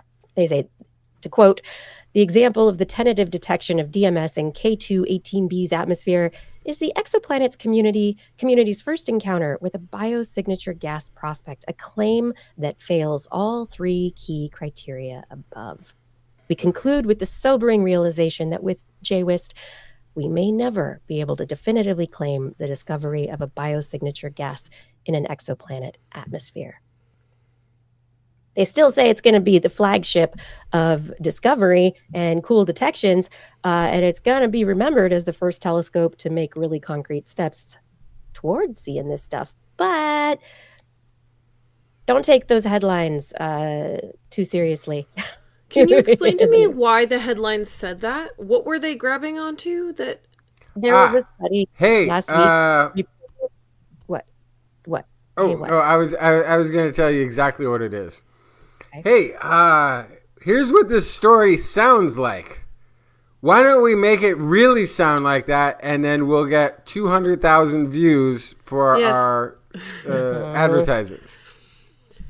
Yes, I understand, but what specifically were they glomming onto? Well, the authors were very excited, and they did caveat stuff, but at the same time, it was like, we found this signal, it's this strong, blah, blah, blah, and the press release that goes out from the paper and all this stuff, it's easier to say they found a sign of life than to say, maybe, they found this, maybe we should look at it more carefully and really ask deeper questions. But yeah, clicks are important. So they found a reading that could be associated with life, but could also be associated with a lot of other things. And we don't have any tools to measure it further. So, and it might not be reliable. Exactly. So, and it could be that it's in there. It's just depending on how you want to look at it. Like, I was covering a story that I think just got published today. That is about adolescent use of cannabis gummies post legalization in Canada. Okay. Yep. Right. More poison centers. No, it's from surveys, but it goes up like 1.3%, 1.2%, 2%, depending on the province, right? Goes up a little bit. That the youth were already doing this, but now it increased a little bit now that it's legal. But they had a regressive analysis, which they used Quebec as sort of like a control. Because in Quebec, it wasn't legalized. And so it seems like a pretty good thing to tie this statistical thing, a place where it wasn't. Only for some reason in Quebec, usage went down by 2% So what ends up happening is statistically, because you're comparing a slight increase over here to a decrease on the other side, what happened was it showed the reports are going to be out showing a 40-50% increase in adolescent use, because the regressive model, it's like, what's the level of my pool? I'll compare it to what's the level of my pool in a rainstorm? I'll compare it to a swimming pool that's draining, and we'll see how much rain is in my. That's as ridiculous as that sounds. That's kind of what that model is. So you're going to see, like in Canada, anybody who doesn't want to the legalization is going to be showing 40 to 50% increases from this study, because it is technically there in a regressive model that unfortunately tied it to a declining number, and so that it made the other number look like it was a. Anyway, it's dumb, but this also, like, when you're trying to translate science to the general public, it's possible that you don't know the science well enough to communicate it. Mm-hmm. Either that, or it's easier to say "sign of life discovered." Yeah, or there's a bias in there, or you want to make story. it sound intriguing. Like when I first started doing this, I got in trouble quite a bit for trying to make too sexy of a title to the stories, because they would get a lot of clicks, but it's like I did this one story where they found unicorns. Might be misdirecting. It might not. They found unicorns in South Africa, and then you get into the study and you find out in cave paintings. Right. Not unicorns. Okay, but everybody who went and clicked on that thought they were getting a unicorn, and I knew it. I knew what they were going in for, and I gave them a unicorn. Come on, I gave you a unicorn. It just wasn't, The unicorn they wanted. Yeah. Right, and then I think some of it's that too, because those clicks are going to get them. Those advertisers are probably getting the 200,000 to 400,000, maybe more, maybe thousands of clicks that they wouldn't have done if they said TWIS finds interesting signal that turns out to be nothing. But I think Kiki's point is also important. The researchers were excited, and some scientists are really good at describing their research to the layperson, and some are not. And it's possible that the way that they described it, somebody who's not super well versed on all the concepts heard sign of life. Yeah, it's a game of telephone when it comes down to it. Last story for the night, because I really want to leave on a high note, death bots. Excellent. This is like old school TWIS. I love it. Give me. Yeah. Do you know what death bots are? Is it that new thing coming out from the electric car company guy? No. So death bots apparently are an increasing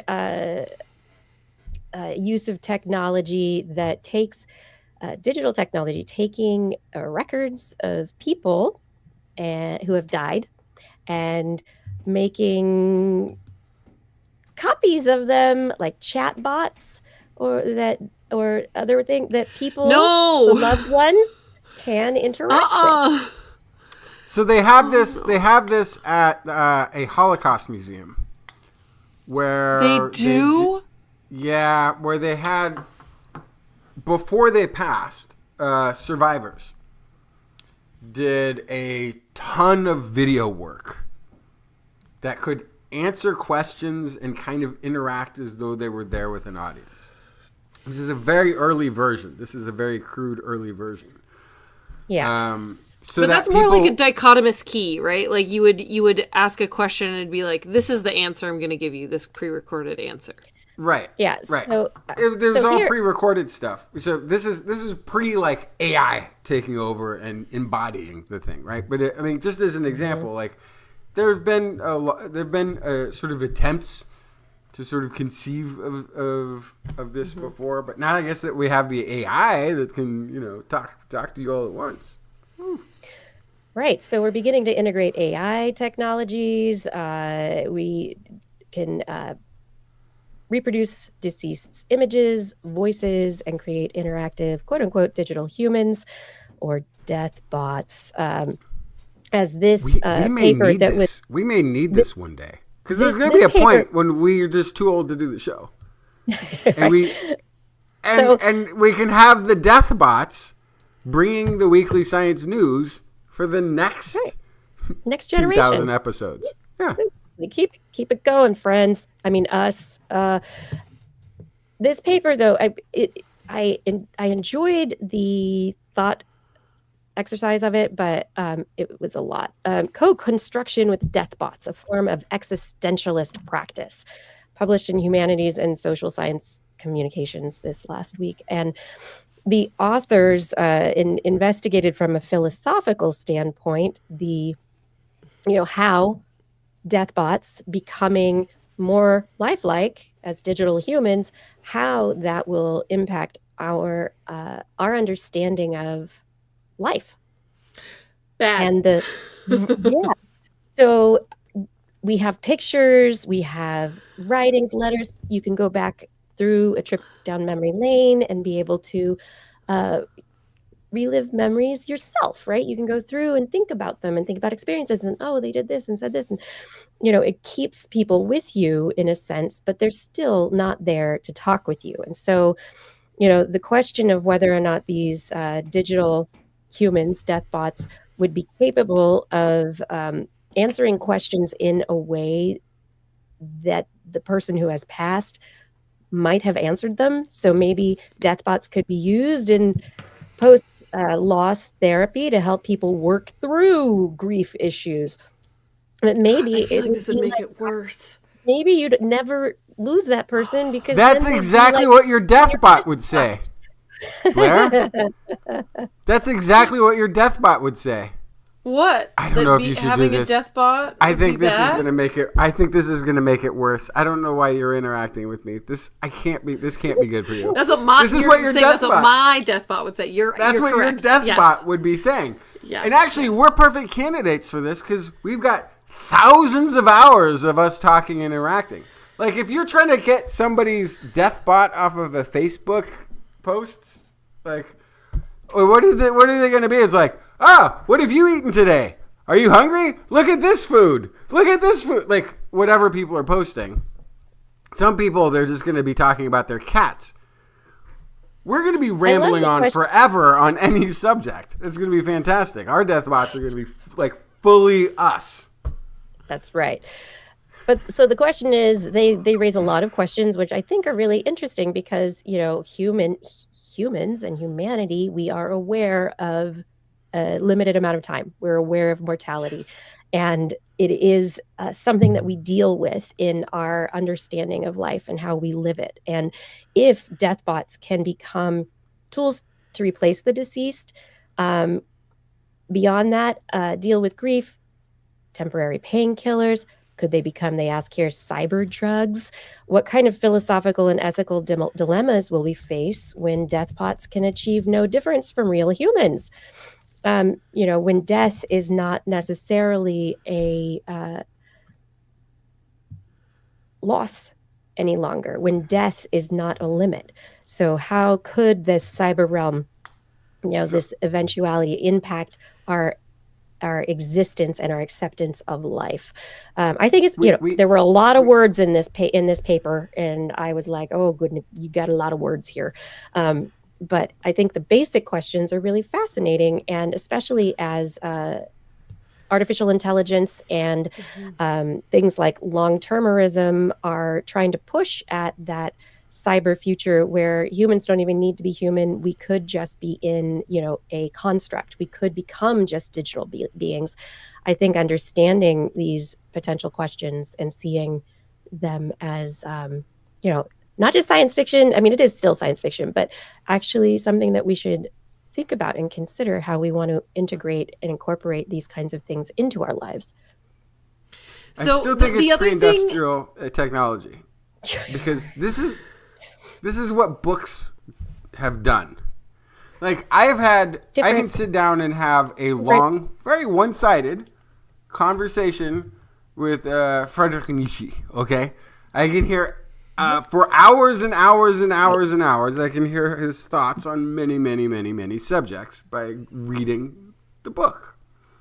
Now it's a one-way communication because but But who with has AI, to look anymore when you go to your chat bot and you're like, oh, I don't even have to read. I'm going to ask you the specific question, and they answer in the yeah. voice of that dude.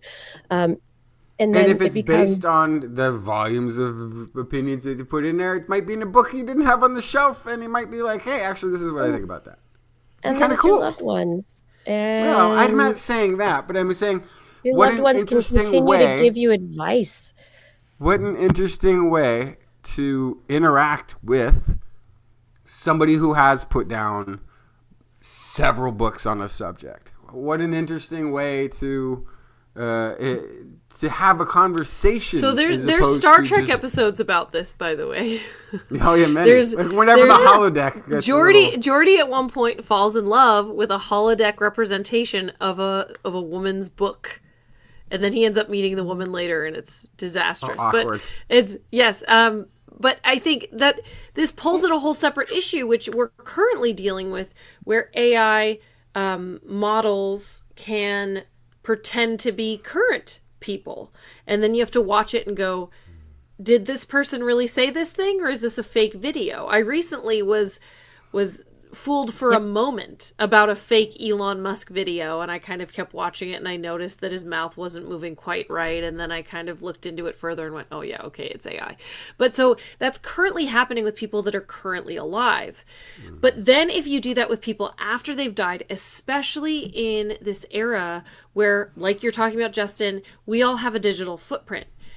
How are you going to be able to know what was produced by this person's death bot and what was actually something that they once recorded?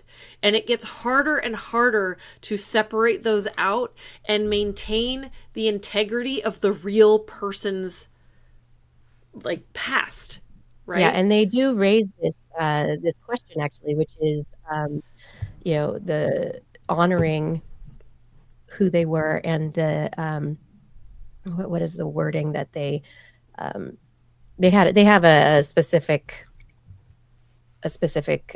discussion of how this would work, and basically dealing with the respecting the dead. And did they record things before they died, be like the Holocaust Museum individuals that they wanted to be used? Were they kind of manipulated into signing away their rights to the recording contract or the movie producers that they were involved in? Did people take their family take their digital products and basically everything about them and create a digital them without their permission after they were dead? So are we going to have special add-ons to our wills? I would like to be living forever, or not. So they put actors who've died into movies, which I always get a little hinky about. Like, I feel uncomfortable every time I'm seeing this. But we're Pandora's box. Once it's open, hey, you don't go back. There's billions of people unrecorded by history. They have a footprint in the generations that exist today, but we know nothing. We barely know our own great-grandparents' story. Our great-grandparents' story is almost invisible to us. And great-great-great-grand, who? How many of them? Right, how many of them got published like Nietzsche? Right. But as we go forward, as we have these footprints, like if my great-great-great-great whichever family member had written 500 letters and maybe did a couple of journals, diaries and journals and stuff, it would kind of be interesting to read those. And it'd be kind of interesting also if you did slap those all into an AI so you could try to ask questions. And the biggest thing is, the most important thing that AI needs to address is that it needs to be able to go, I don't know. Or to say, I'm not really this person. I am a I am a database of these writings. I am not this person. But you're calling it Deathbot, which means it's got to be postmortem, which is then, it's fine. Is it though? Yeah. No. Oh, wait, why not?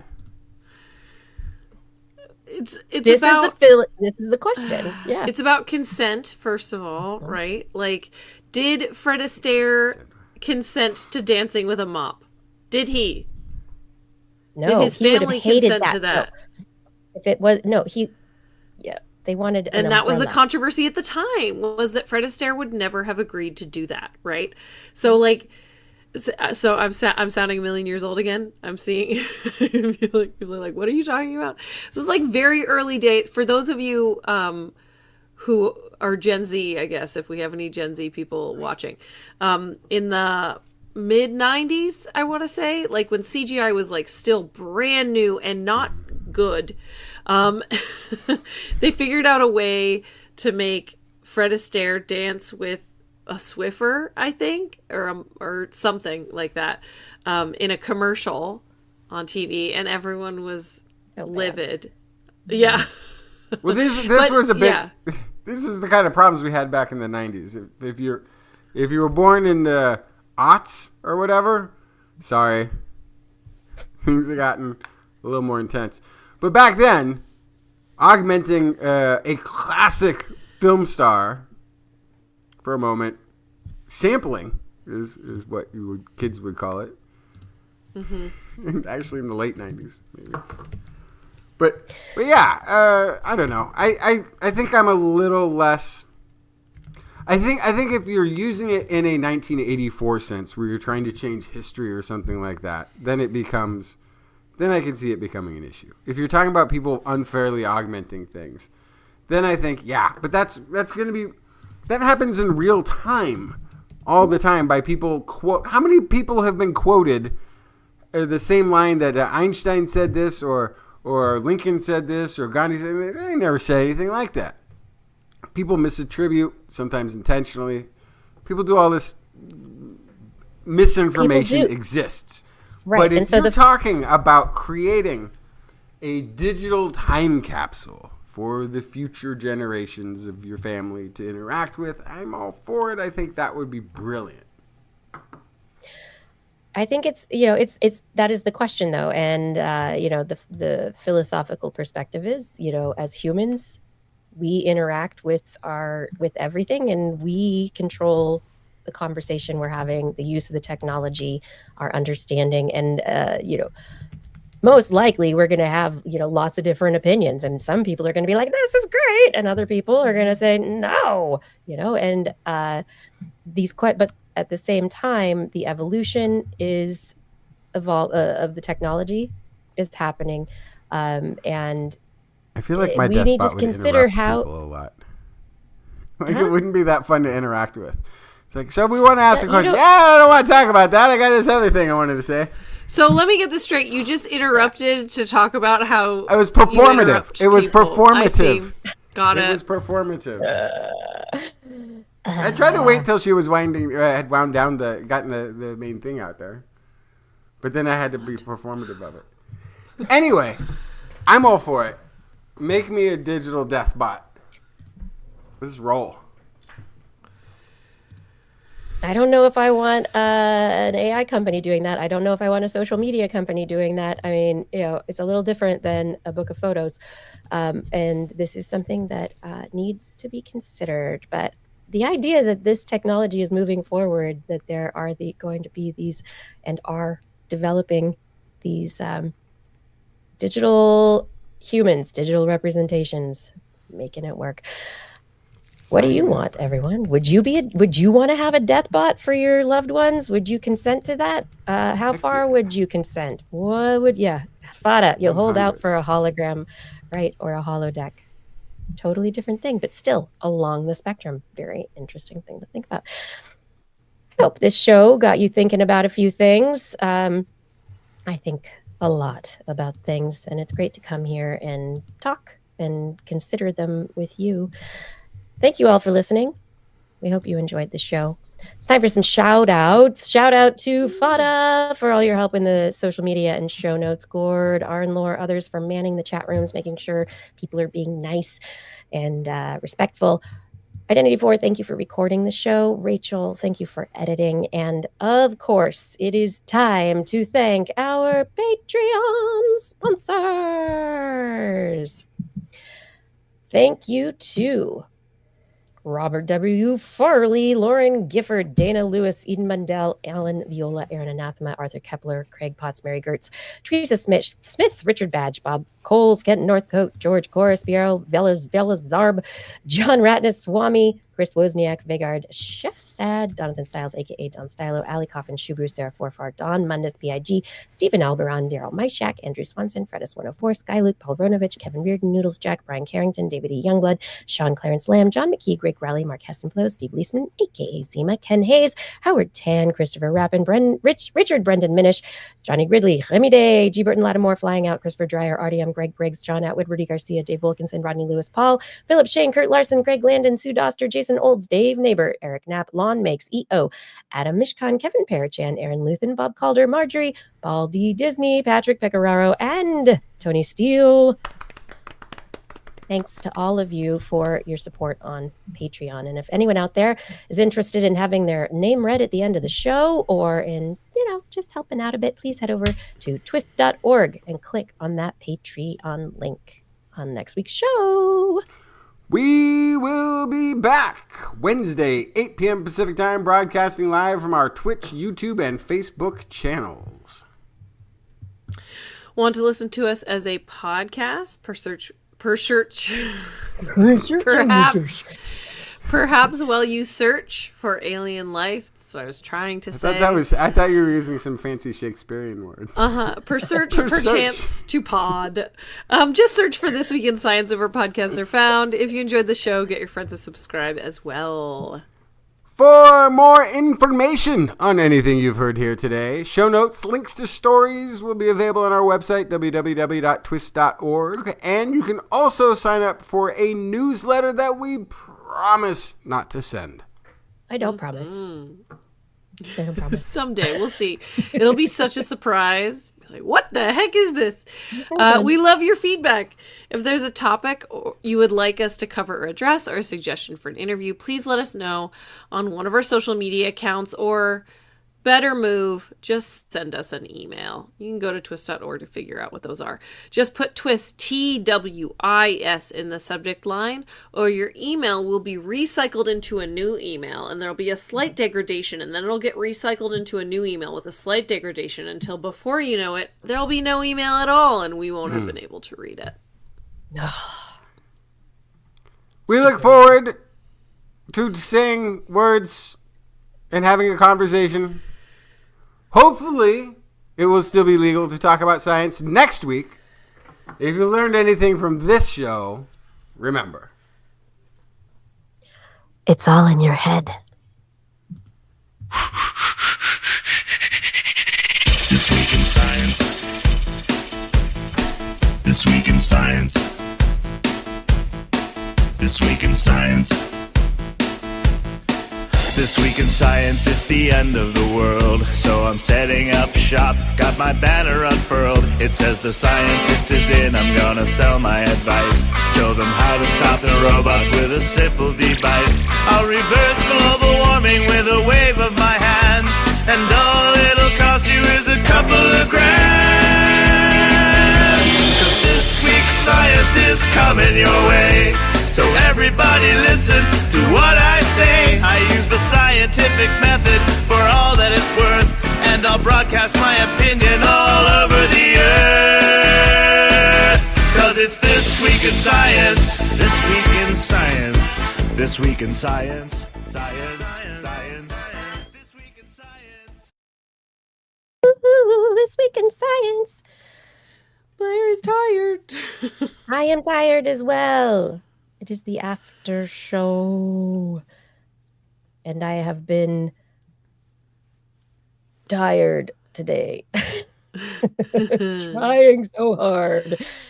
The amount of coffee I've consumed today is insane, and I am going to crash any moment. It happens at a certain point, right? If you can prop up for so long, and then you're like, I have to go to bed now. I completely fell asleep when I disappeared to take care of my little one because it was dark in there. So I sat down in the chair with him and I fell asleep immediately. My body was like, nighttime? Yep. Sleep now. Cozy child. Nighttime dark. Go bed. Yeah. Oh, that's Luckily, funny. Brian was there, so he took over. Did he wake you and up? sent me out. Yeah. Oh gosh, that's hilarious. I've never fallen asleep so easy in my whole life. I think it's because I just am operating sleep deprived all the time. You're exhausted. So my body's just like water. But it's sleep. Exactly. 5 minutes? Yes, please. I know. Yeah. Yeah. Justin, where'd you go? He said he's on audio only. So if he's wearing his headphones, he's listening. Yeah. But hey everybody. I hope you're all doing well and maintaining in the deluge. And we're gonna keep talking about science and what's going on. Oh, did you see the new executive order today? Which one? The one that is going after the organizations that accredit universities. No, how fun. I know. Dumbing everyone down is part of the plan. No, the plan is you can just sell the degree. That's a benefit. You don't have to do all the go to school stuff. That's a particular person's upside. You can just but the hand people out who those back degrees for that money. person don't want higher education, because the more higher education, first of all, the more left-leaning people become, the more higher education they receive. Yes, left-wing knowledge. But also they understand science better. They promote more environmentalist agendas. They promote more acceptance of other people because they are exposed to more people in those institutions, and so they don't want it. They want to shut down the colleges. And if you don't move that forward, well then, or you can have private stuff, and private companies will do all the research. Private companies, I don't know where they'll get their future employees. But yeah, if you don't have education and all that, then people don't think. Yeah, pretty much every job now requires at least an AA, if not a BA. Bachelor's for ridiculously everything. Yeah. If we shut down all the colleges, I want to watch Andor. Yeah. Then how job do thing? I don't know. How job do you think? But again, also, is that the plan? Are we all supposed to be poor and stupid? Is that the plan? I think it is. Yeah, Pensacola says just bring a despot to the interview. Hungry and tired. Yeah, then that's gonna make it great. Oh my gosh. Then no one can revolt. I don't know. Just saying. Yep. Yeah. There's a thing to go look at. It's a stupid. I'm gonna call it stupid. I want to watch Andor. There's a song called "Ban This Song" that I saw on a YouTube video that I think summarized it very well. Nice. It's like ban this, ban that, ban this, ban that. It's like all part of the plan. Really well done. Yeah. But yeah. Educate yourselves, everyone. It's good. I'm glad that you're here with us. Okay, so I have a serious question to ask. You don't have to answer on air if you don't want to. Mm-hmm. But this is a serious question because we're getting to the point where this is could be an issue. If what we're doing here becomes illegal, do you still want to continue? Because my answer is yes. And I will put that out. You don't have to. You can ask me afterward. But it's like a legitimate kind of a question that's being required. There are students who are being in ICE detention for having an opinion that the government didn't like. If they're shutting down academic and research and having an anti-science agenda, a show like this that promotes science, well, I'm not saying we're in the crosshairs exactly, if what we're doing here becomes illegal, could you see yourself continuing? I know that we have adapted to change in the past. And look where we are. You're asking us on a recording on the internet to And I told you don't have to answer. admit that we would do something that could be illegal. I feel like it's Tell on not yourself. wise to say that as the person in the Right. room who is not a cis white man, especially.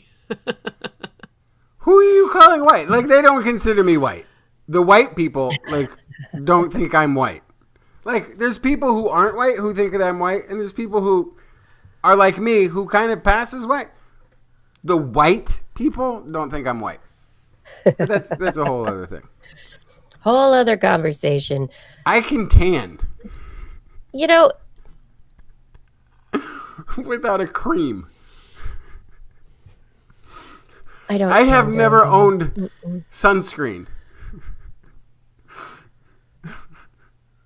But that's beside the point.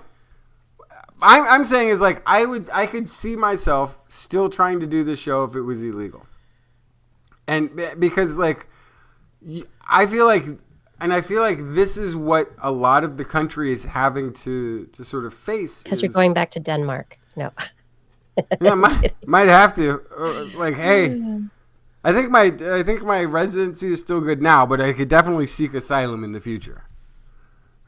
But if we're getting to a point because there's a lot of people whose normal life that was not illegal is becoming illegal. Yep. By decree.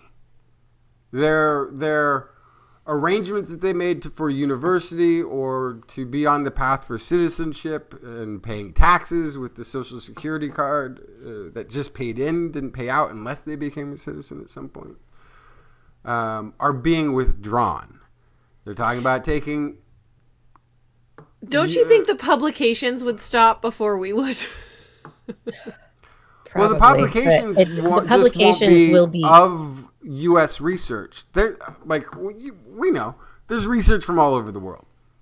Now, I happen to prefer the American research because just between you and me, it is better. I mean, now? you know, But when I'm getting what is peer when review? I'm getting It depends the- on what field you're talking about, I think. But like, when I'm getting the Nature journal articles written by people who have been given an accredited degree or paid for one or decreed by merit that they deserved it, and they're talking about how fluoride has been causing the liberalization of America or whatever nonsense becomes the propaganda disguised as science, then I'm going to be calling that out. I think I've been doing this show for too long to like not. It's just gonna be like we're gonna be like the eye roll at the science propaganda show. Yeah, some touch ups, exactly, Pepsi Cola. There's some We'd have to deliberation. re-roll this show out with a new name, and it would be sock puppets instead of us. Like, obviously, there may I be see you've some- been Justin, working on again, this you are plan for saying decades. this on the internet, recorded. You need to stop. No, that's rule number 1 of being an activist is shut your mouth, and I never You learned don't. that rule.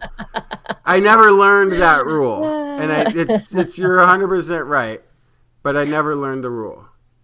Yeah, some I week in admit. sometimes science. That would be good. Yes. Yeah. Somewhere in science. I think your question really highlights some people, not everybody, but what There's people some going people are through this now. thinking about right now and what they're going through. So I think Yeah. highlighting that is really important, and maybe people will start thinking differently, or considering things for the future. Yeah. Anyway, everyone, I'm exhausted tonight.